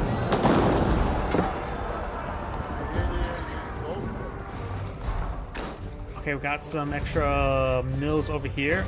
Horseman now trying to engage over here, trying to get into this line there. He may just want to start. Remember, there's a red walls there. He could delete a wall in order to break on through. I'm not sure why he hasn't done that recently or at all. Granted, the keep here is not there. The Royal Knights can charge on forward. Maybe try to close that gap. Does get some damage there. Up here, looks like he's trying to repair the Red Palace, but the village getting annihilated. Horseman trying to overrun the Mangonel. And looks like the Red's horseman here will go down, but does draw away, preventing him from rebuilding the Red Palace. Getting the Red Palace up will provide him some great defenses. If the Red Palace is down, do they still get the Arbalist? Yeah, they still get the Arbalist.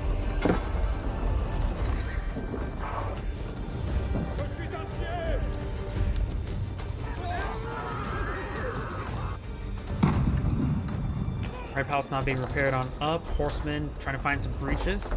This wooden force is not upgraded.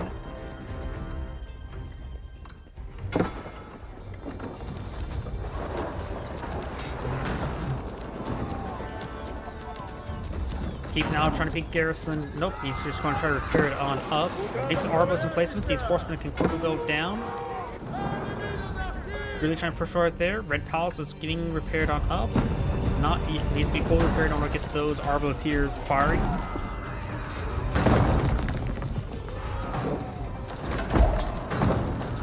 Trying to repair out the keep there, not taking time to destroy the battering ram for the villagers. Trying forward, does find the second layer of walls there. Let's get some good kills, or a kill there. Streltsy now advancing forward, and the keep looks like will go down. The battering ram's still going. Let's get inside the keep now. And the keep does go down. Losing villagers means you can pull out larger militaries. It may not necessarily be a half bad thing. Trying to pull out a stone gate wall now, or gatehouse.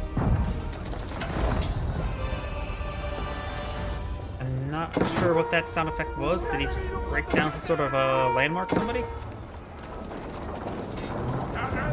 Battering ram now seeing a bit of fire. Battering ram does actually have health regen thanks to one of the high armory technologies.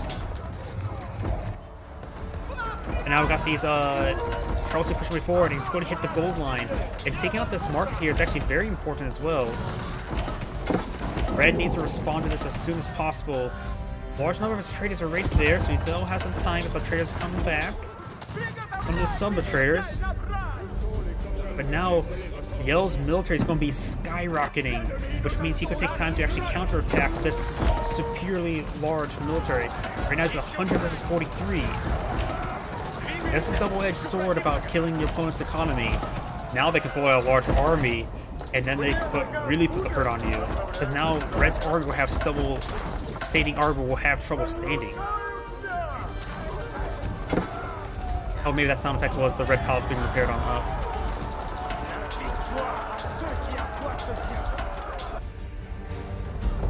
Got a very large number of trebuchets here, which also consumes a lot of population space. So now Yellow's army is absurdly large. More batteries being put on the field, being focused on up. Now got these horsemen pushing forward. He could actually start hitting the trade. This is the... Actually, he has two sets of trade here. Trying to go for a defensive keep. And Yellow's trade was not really interrupted, just losing a lot of farmers. his wood income's minimal, which there's not a lot of wood left on the map. There's actually quite a bit of wood there, so maybe once I get some more villagers over there. Horsemen now overrun the opponent's villagers, which also means the same thing. Now he can start fielding larger armies. Horsemen charging forward, got a good wave of Streltsy and Spearmen in this region. Trying to repair the Red Palace.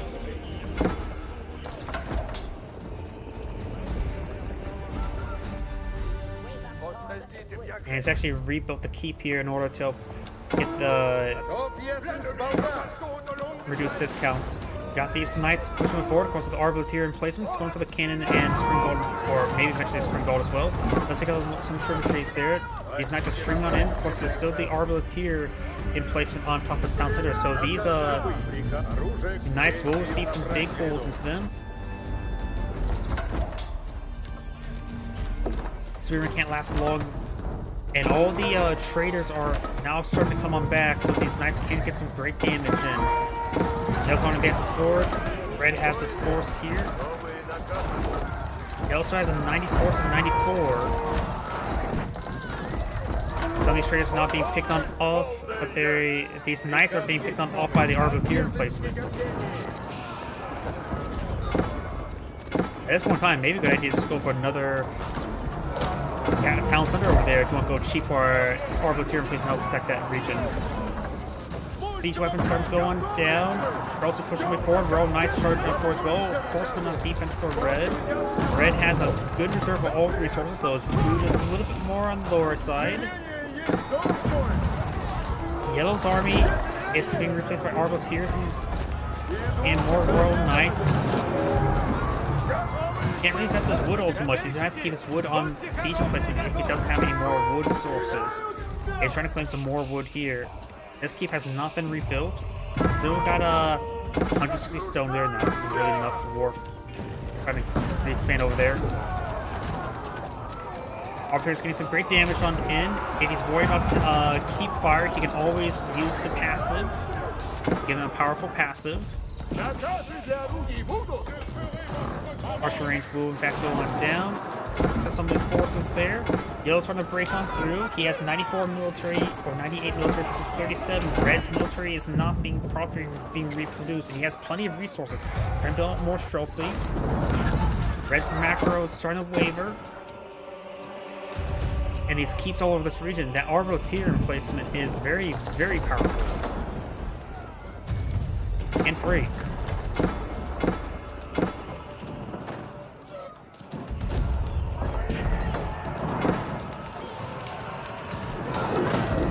Break on through.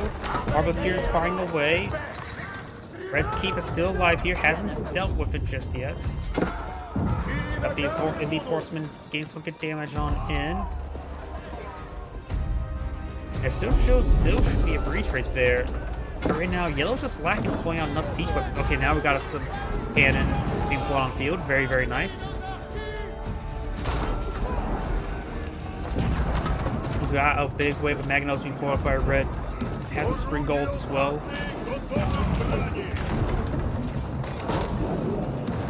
Finds a good hit there onto those horses. Magnos do have, of course, a 9 power range. Finds a volley there in the Royal Knights, and there's a deadly volley there in the Arbaleteers, but they mostly dodge it. Good dodge. Kelsey now getting Magnos shot there. Gets some good hits. Red's military is still very, very small. He's not probably reproducing. He needs more archer ranges if he's trying to go for more Streltsy. But he's running low on wood. Let's see, what is Streltsy? They're just food and gold, right? Yeah. No wood. Gotta double check.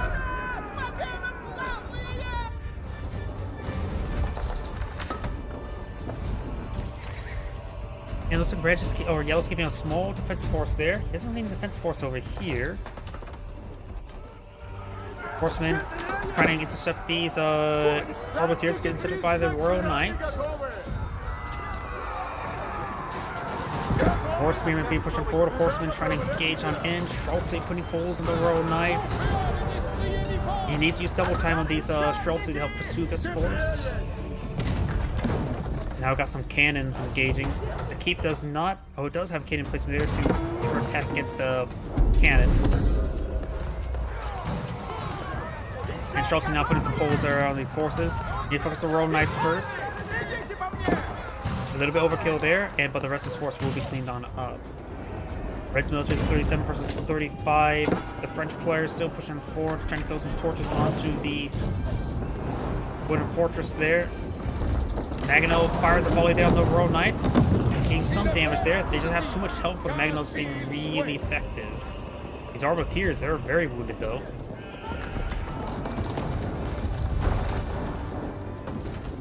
The Rus player has still plenty of resources. He needs just more production structures, in my opinion, or not really have them queued up properly. Cross is starting to engage. Gets a good volley, good misses there. Arbaletiers have to capture the sacred site. We got some counterweight trebuchets here. The Red Palace has been rebuilt. Get some good hits there on the Royal Knights. Now it's starting to engage. I think he used double time. Nope, he had the static deployment enabled. Or not yet enabled. That was double time. If they are able to stand there, they should be able to hit those Royal Knights. Static deployment should be almost enabled. But they're in general moving around. Does take up on the bombards there. Still got enough to bombard the region. Got a good number of spring balls in this region. Arbaletiers can some damage on in. These are knights, not horsemen. Red has deployed some knights there. He has a good amount of resources. He could deploy out some more knights now. He's actually running low on wood for horsemen, so maybe we need to just go for knights.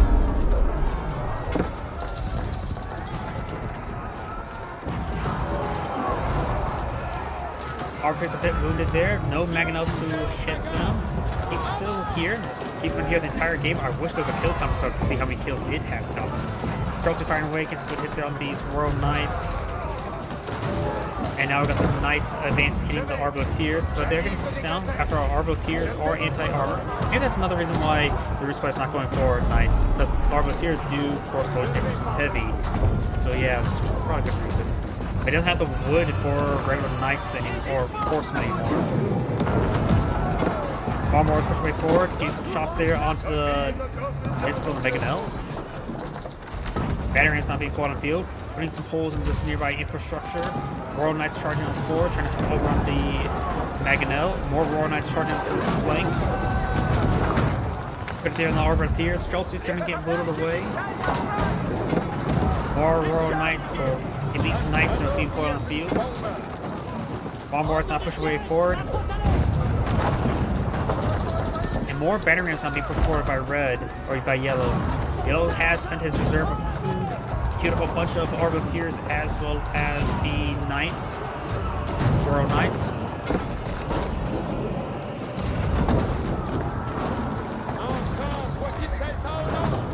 And let's keep close. We'll go down to the battering rams. That's been a hard point gone for quite some time. Red Palace is down. Going out some more Maginots, more bombards. He's starting to bring in a lot of siege. Trying to engage the Streltsy with the Maginots. Does get taken out by the Springolds. Red has these Springolds in this just that case, and they did their job. The Knights are starting to go down. Streltsy firing away. Does use double time to run away. Now using the Knights to engage these battering rams.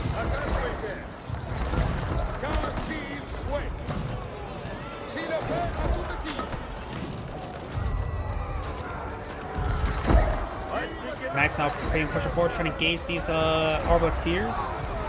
They're starting to go on down.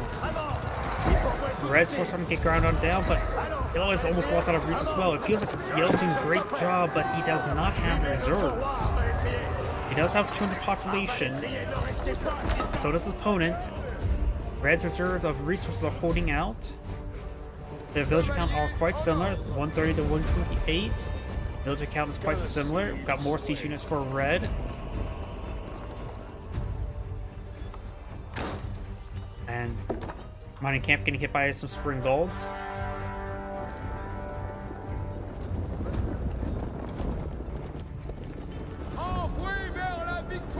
Elite horsemen now trying for elite Royal Knights pushing forward, trying to get some damage on in, trying to now torch down some of this infrastructure.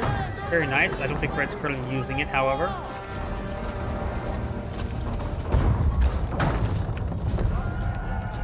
Takes that one down.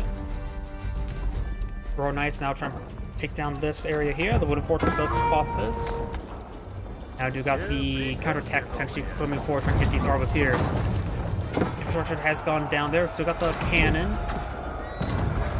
Let's get direct hit there on that Knight. Knight's starting to go down. Got a big wave of horsemen trying to overrun these crossbowmen. Arbiteers. Arbiteers do have 10 hacked armor, so they're actually very resilient. But of course, the Elite Horsemen do get bonus damage on in. Elite Horse, Royal Knights are being ground up. We've got more Elite Horsemen, Elite Royal Knights being pushed forward. Arbiteers pushing forward, getting some good damage there on the Streltsy. Streltsy do have less range than the Arbiteers. They do have 4 tower range. The Arbiteers do have 5 tower range, so Arbiteers do the first strike. Royal Knights trying to overrun these forces. Horsemen charging forward. Horsemen now going to try to go for the trade line once again.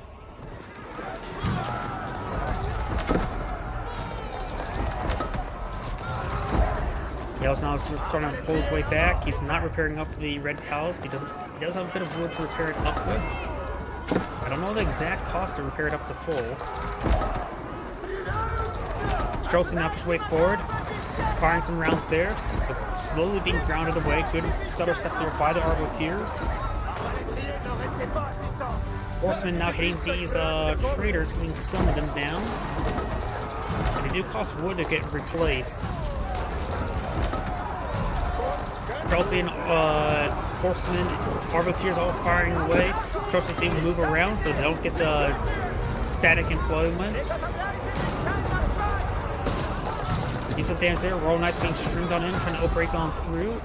The French economy can't really handle it, but it has a good reserve of gold, so perhaps we can use it to purchase some food and or wood. Forces pushing way forward. Got some barriers here deployed by Red, which could draw some fire from the Arbiteers. Streltsy taking some good hits there onto these horsemen. Spring Gulls here. More of these Elite Knights being deployed on the field. He doesn't have anything that's a light unit to invest food and gold onto it. Elite Knights are, of course, heavy. They're not light. Horsemen cost wood. And the Horse Archer costs wood as well. Streltsy is all he can pull out that is the most efficient unit. Horsemen now being put on the front line. Also got the Royal Knights push way forward. Got Mangonel starting to siege down this wall.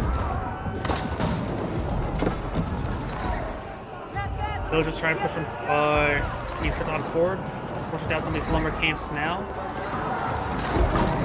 Horsemen and Knights being gunned down. Streltsy being pushed way forward. Good Mangonel shots there. Yale's backing on off.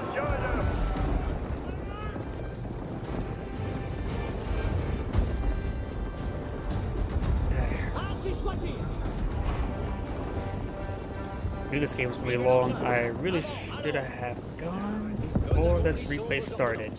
Sorry about that. I need to use restroom, so I'm going to turn on follow camera and use restroom. My apologies. Oui, là par main. Suivez le champ.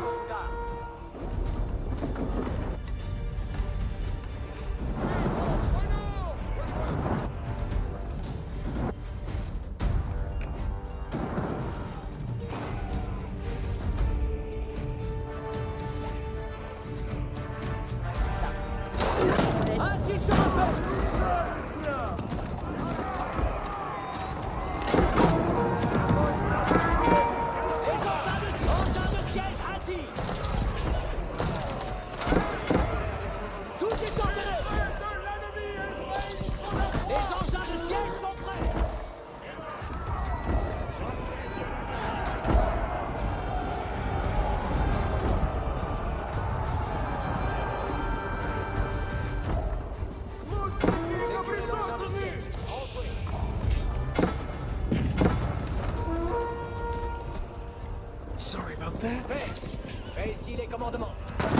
Free camera to cast mode. There we go. Now let's see now. Yellow has this force here. Looks like both sides are a bit idle. That's good. Good time for a quick restroom break. But looks like the Royal Knights have managed to break their way through somewhere. Not sure where. Got these Royal Elite Knights sort of streaming on in, trying to make their breach over here. We got some banner rams here, engaging down this keep. Does set ablaze, but does get repaired on up. Got the Arbus here, now being engaged by the Streltsy. And we're seeing some damage now. Got some more Royal Knights and Arbiteers pushing way forward. Over here, we do have the battle ram here taking out this. He should have got out this.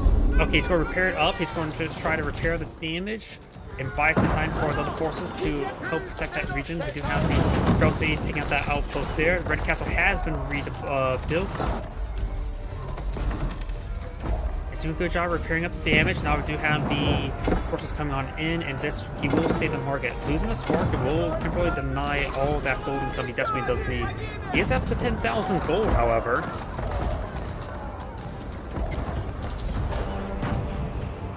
It's a good damage there. He does have the cannon placement. Could go for the spring gold placement as well. Might as well just get a little bit extra power for something that has an insane amount of power.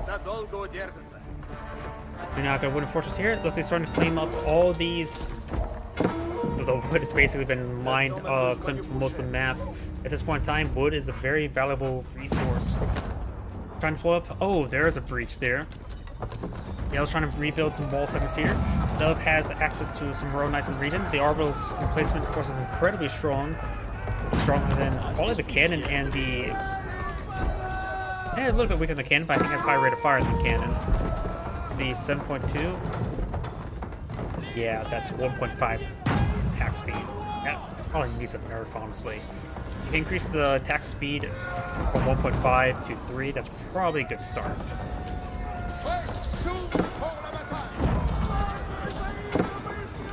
Got these Streltsy moving around. We got a breach here by the Royal Knights. If he is able to get to the trade line, that is very important.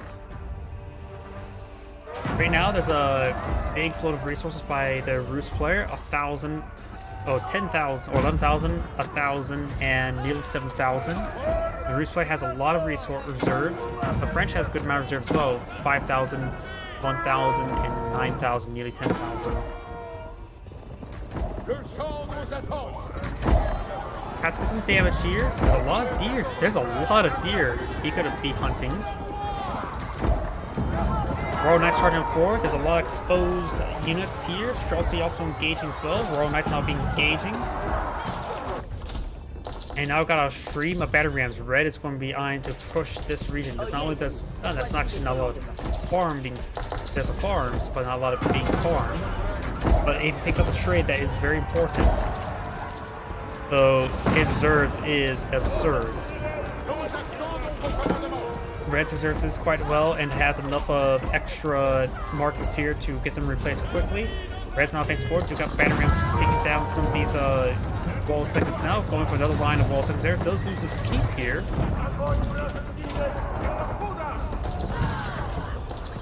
Yellow's front line is starting to be breached. These forces have been cleaned on up. We did lose some traders there, but that is replaceable. I do not have the second site being decaptured. And his outpost, it's a fortified outpost. We're seeing some damage now. Streltsy has made it on in, able to gun down some of these traders. Of course, I'll allow Yellow to put out a bigger army. We've got some of these Royal Knights charging in. Both sides are trying to hit each other's economy. But I think Red's doing a bit better job at that. Streltsy now may get overwhelmed. Of course, he has plenty of resources to replace the Streltsy. He may just want to get more archery ranges to get them replaced. There's this other market there.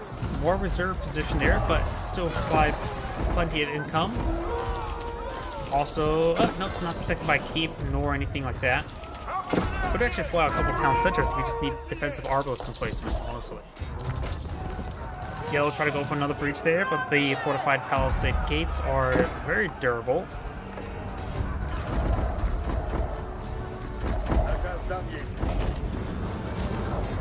Battle ram here, push way forward. Does get focused down.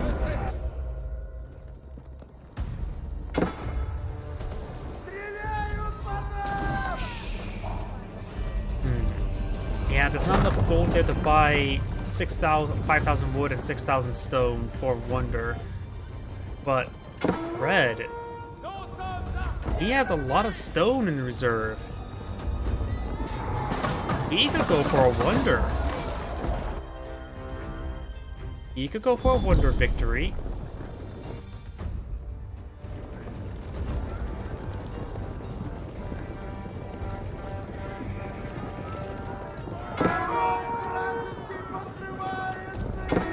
Just needs a little bit more stone, a little bit more wood, and then he could perhaps eye for a Wonder victory. Be a massive investment. Also getting some damage there. He's good hits there. Arbaleteers pushing it forward. Yellow does have a superior number in army. And he's nice. Won't get ripped apart by the Arbaleteers. Yellow's now eyeing for a counterattack now. Red's army is starting to get picked on off. The Arbaleteers, of course, a good unit. Just Chelsea having trouble.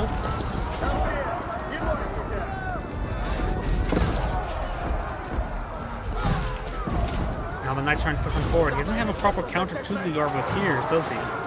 Knights engaging with the Streltsy now. The Knights have been cleaned on up.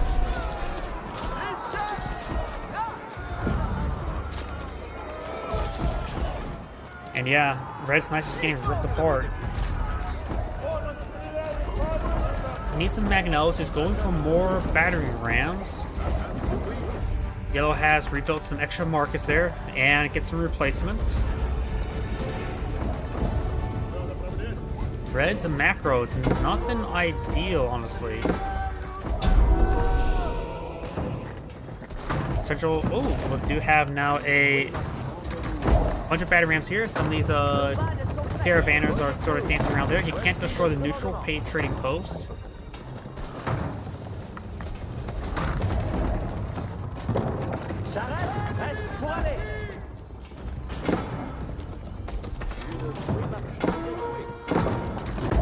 Oh, the French player has to get wood from his traders? Huh, he could get some of them to trade like that. By the way, this area is now being overran by Red. Yellow's trying to... well, he's going to cut off reinforcements as they start streaming on in that way. This area is posing a massive threat. Does lose the town center there, so this trade node is under threat, though he does have a mass reserve of gold.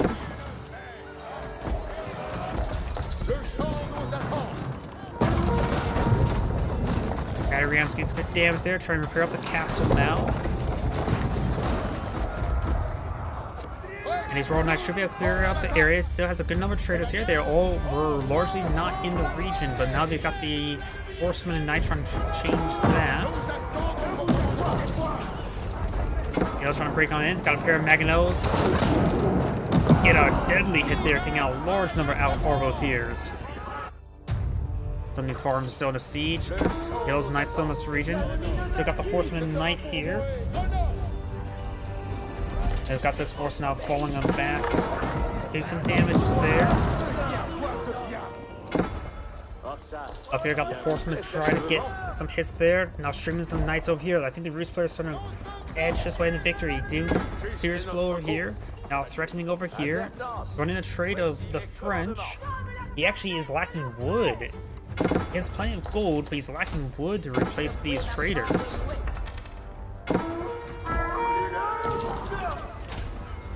He needs to get some of these traders to actually drop off wood right now.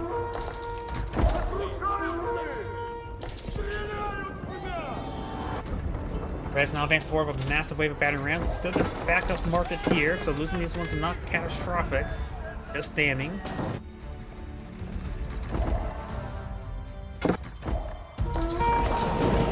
Magnelos finds some good volleys and Arbaleteers taking out a whole group of them.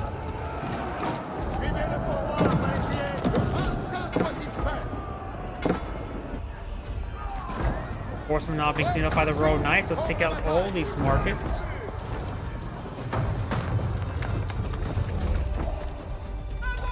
Of course, still got the Arbaleteer emplacement there. These horsemen will go down to there. We now have the more Royal Knights charging on forward. Got some battering rams still being streamed on forward as well. Streltsy pushing way forward, trying to get some damage on in. Gonna get hit there onto the elite horsemen.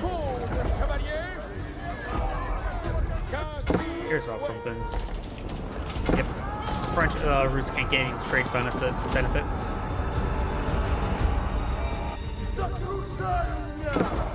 Force pushing way forward. Got the Spring Gold here flying away. Let's get some damage there. Of course, got the battering ram in this region.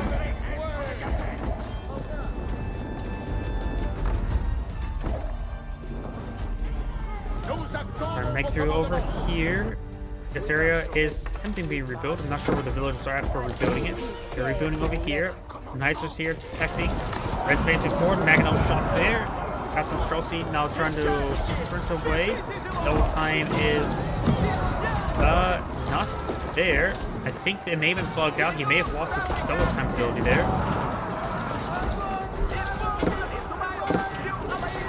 Take some damage there, losing all those forces. Yellow's army is being pushed forward. He does have a superior number on the field, up to 100. He has less villagers thanks to that.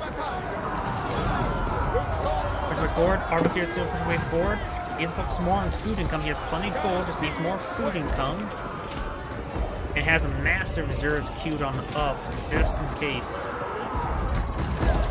Red has been doing a really poor job of macroing up.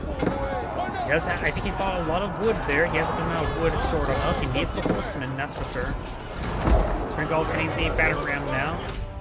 Let's take out that area there. Battering once again push on forward. Of course, these are just extra markets meant for fully health traders, not necessarily to get extra income or to receive the income. Horseman now charging on forward as well. Red is still having trouble trying charging on macroing. Streltsy, as long as they stand there, he needs to make sure they don't move. If once it gets the static formation, static deployment, then they just get their increased rate of fire. Couldn't get static deployment time. A couple of them got it. Maginot finds a great volley there on the Arbaletiers. And a good hit there. Got the Arbaletiers receiving lots of fire from the Maginots. Honestly, he doesn't have the wood income to pull out Spearmen, though he could have gotten some more Spearmen reinforcements in case of Royal Knights. More horsemen being put on the field. Spring Gold is trying to hit these battering rams. Does make more and more breach there. French players just string more reinforcements there. Has spent all this food there queued on up. He has 60 Arbaletiers queued on up, as well as paid for Royal Knights. Red has been having a poor time of macroing this entire guy, and the French player has been doing a better job of macroing. You know, it seems like he has a lot of infrastructure everywhere. He just haven't had time. Just hasn't really queued up lots of. Now I got a big wave of militia now being put on the field. Some of you guys' infrastructure is going on down, so you actually think that the infrastructure is very important because Red will have trouble macroing. Got waves of reinforcements being put on by Yellow. You may just need to start queuing up a massive amount of militia. More batteries being pushing forward, Gates putting some poles in these archery ranges there. Maginots are not hitting those battering rams. They do siege damage, so they do full damage to forces battering ram. Royal Knights charging forward to deal with the Maginots.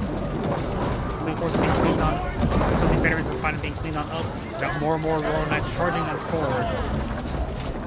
I think Yellow may be winning this game. He just needs to pour on the pressure.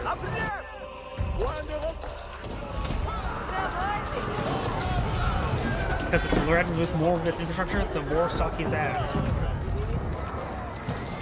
Trying to pull out more stables. There's a lot of deer here. Oh dear. More horsemen going to field, trying to deal with the battering rams. Right now, Yellow has 6 battering rams on the field, not pulling out any more at the moment. More Maginots being put on the field. Got a big wave of militia of 29. Trying to deal with these battering rams from militia.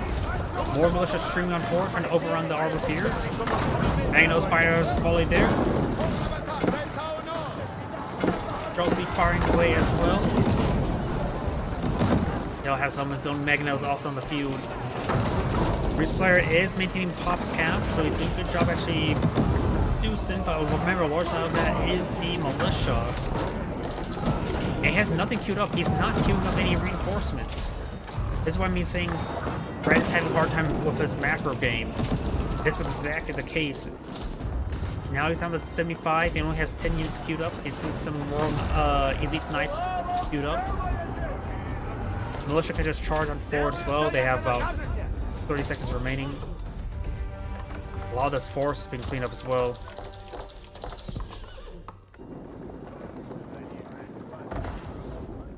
Red is starting to stabilize. He needs to get as much infrastructure up and going as possible.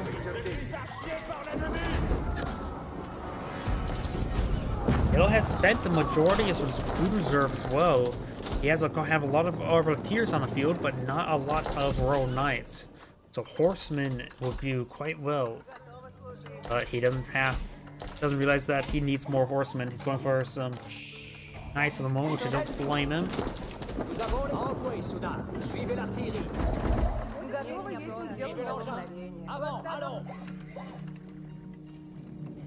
Red also has an absurd amount of stone. He has enough for a wonder. Not enough wood for a wonder. Do a good job of hitting these flanks. And he hit some of these traders there, which they are vulnerable. Yellow has a good amount of gold there. May want to buy 3,000 worth of food worth of gold. Gold's worth of food. That's the term I'm looking for.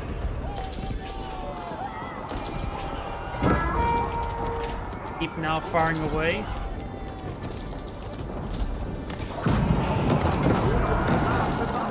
Red's Mangonel does go down. Yellow's Mangonel's right there apparently.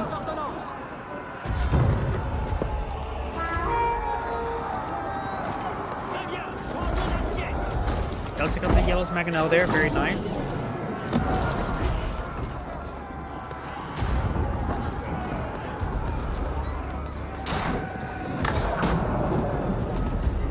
Getting some great hits there.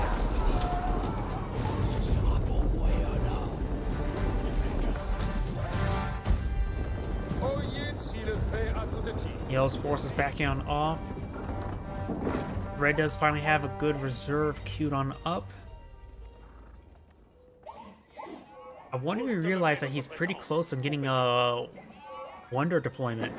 He has enough stone, which is the hardest part. He is poaching enough gold. Wood right now is the second hardest part in this game. Battery Ram's now trying to batter a hole over here. And Yellow's now thanks to forward. Got Streltsy in relatively decent position. Honestly, if the Streltsy would just plant themselves right there, they would get the static deployment in no time. Yellow has a significantly larger army on the field because he has only 78 villagers. Now going out some more.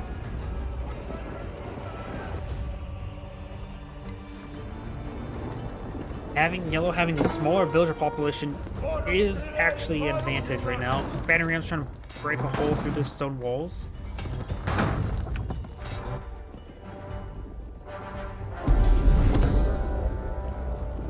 I think Red is maybe eyeing wonder victories. I think he's storing up resources.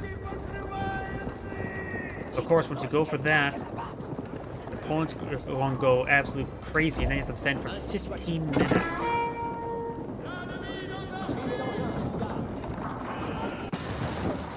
They'll just kind of crash, taking those out. Wooden forces will go down. He's going to lose some infrastructure, which means he's going to have less reserves queued up. Finds some hits there on the horsemen. And he is responding to those battering rams. We're going to use the villagers instead.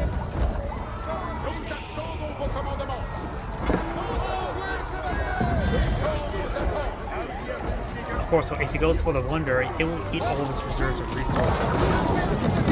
I think Red is eyeing for the wonder now. It's a great game here. Takes up those royal knights.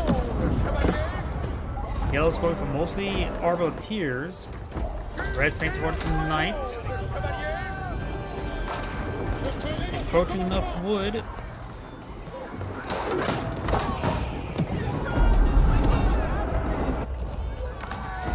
Not going on Needs to hit those traders first. Yellow does not have a lot of food reserves right now. He is queued up most of them to spare Royal Knights. Rebuilding this palisade walls there is very important. And there's the Wonder. I think it's the first time I've ever seen a Wonder deployed out that's not a noob game.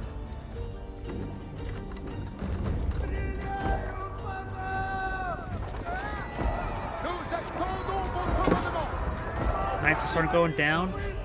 Going to lay down some extra walls.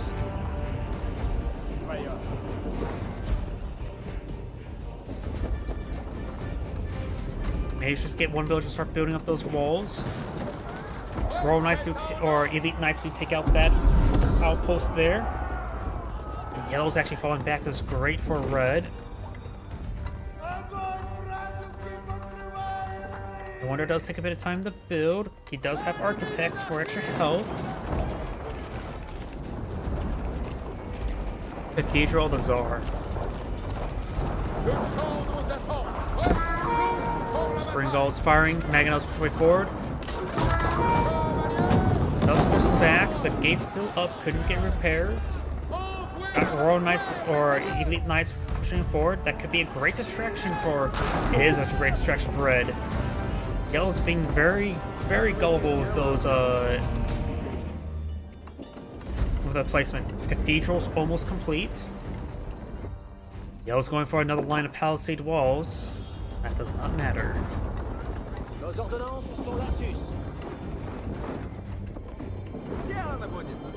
Streltsy still quite healthy. It may be worth it as well.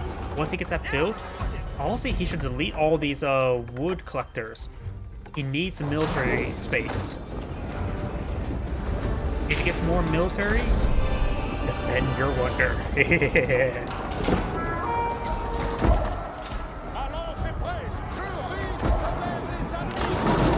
Mangonel's fire a really good volley than the Arbaletiers. Got a massive wave of Royal Knights ready to go on forward. Just be defensive. Needs to elite these villagers, get more military on the field. Of course, I don't think... Not to be insulting, but I don't even think the more professional people, the more experienced players are used to pulling out Wonders. So they may not know what's a good idea. In this case, deleting your extra villagers to get more military. At this point in time, it's all about military game. You got 15 minutes to hold the line. You also want to advance forward. Arbaletiers pushing forward. Mangonel's firing some volleys into those Arbaletiers. Streltsy start firing away. They could go on in, try to get. They got static employment. Now they got increased rate of fire, getting a super rate of fire back speed. Focusing on general attack, move forward.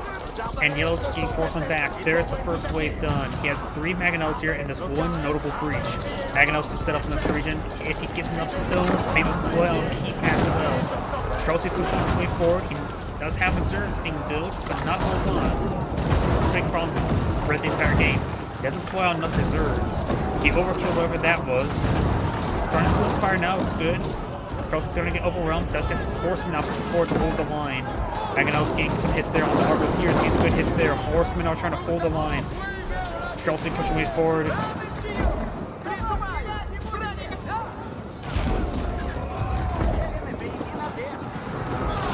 If Red loses villagers, that'd be great. Streltsy pushing forward. Horsemen advancing forward. Mangonel's still in range. He has good numbers of defensive spring guards here, but Yellow has a massive wave of spring guards. Streltsy pushing way forward. Some of the spring guards, Yellow spring guards going down. Red spring guards do have increased range thanks to the high armory. About 0.5 range. Streltsy now staying engaged. Mangonel's firing a volley there on the Arbaletiers, getting deadly hit there. Only Mangonels to go down due to a large number of overkill. Does have some fortress here. Could double layer the walls there. And have his reinforcements come over here. The fortified palisade walls are very durable. Yellow gets front force let's go down. It's 35 to 67. Not a whole lot of military units for Red on the field either. And Yellow has a long deployment time. Streltsy's starting to get overwhelmed. It's a volley there on the Arbaletiers, but more than this, Springald's not firing away. Streltsy is now starting to engage these Elite Royal Knights. one of these Magnos starts going down. Lying up shop there, gets good hit there on these Arbaletiers. More of the Magnos are people on the field. Trade line still secure. And yellow backs of the game. Oh, we don't see the wonder victory. Holy crap. That was a long replay. This sounded great saying, thank you for watching, and on to the next replay.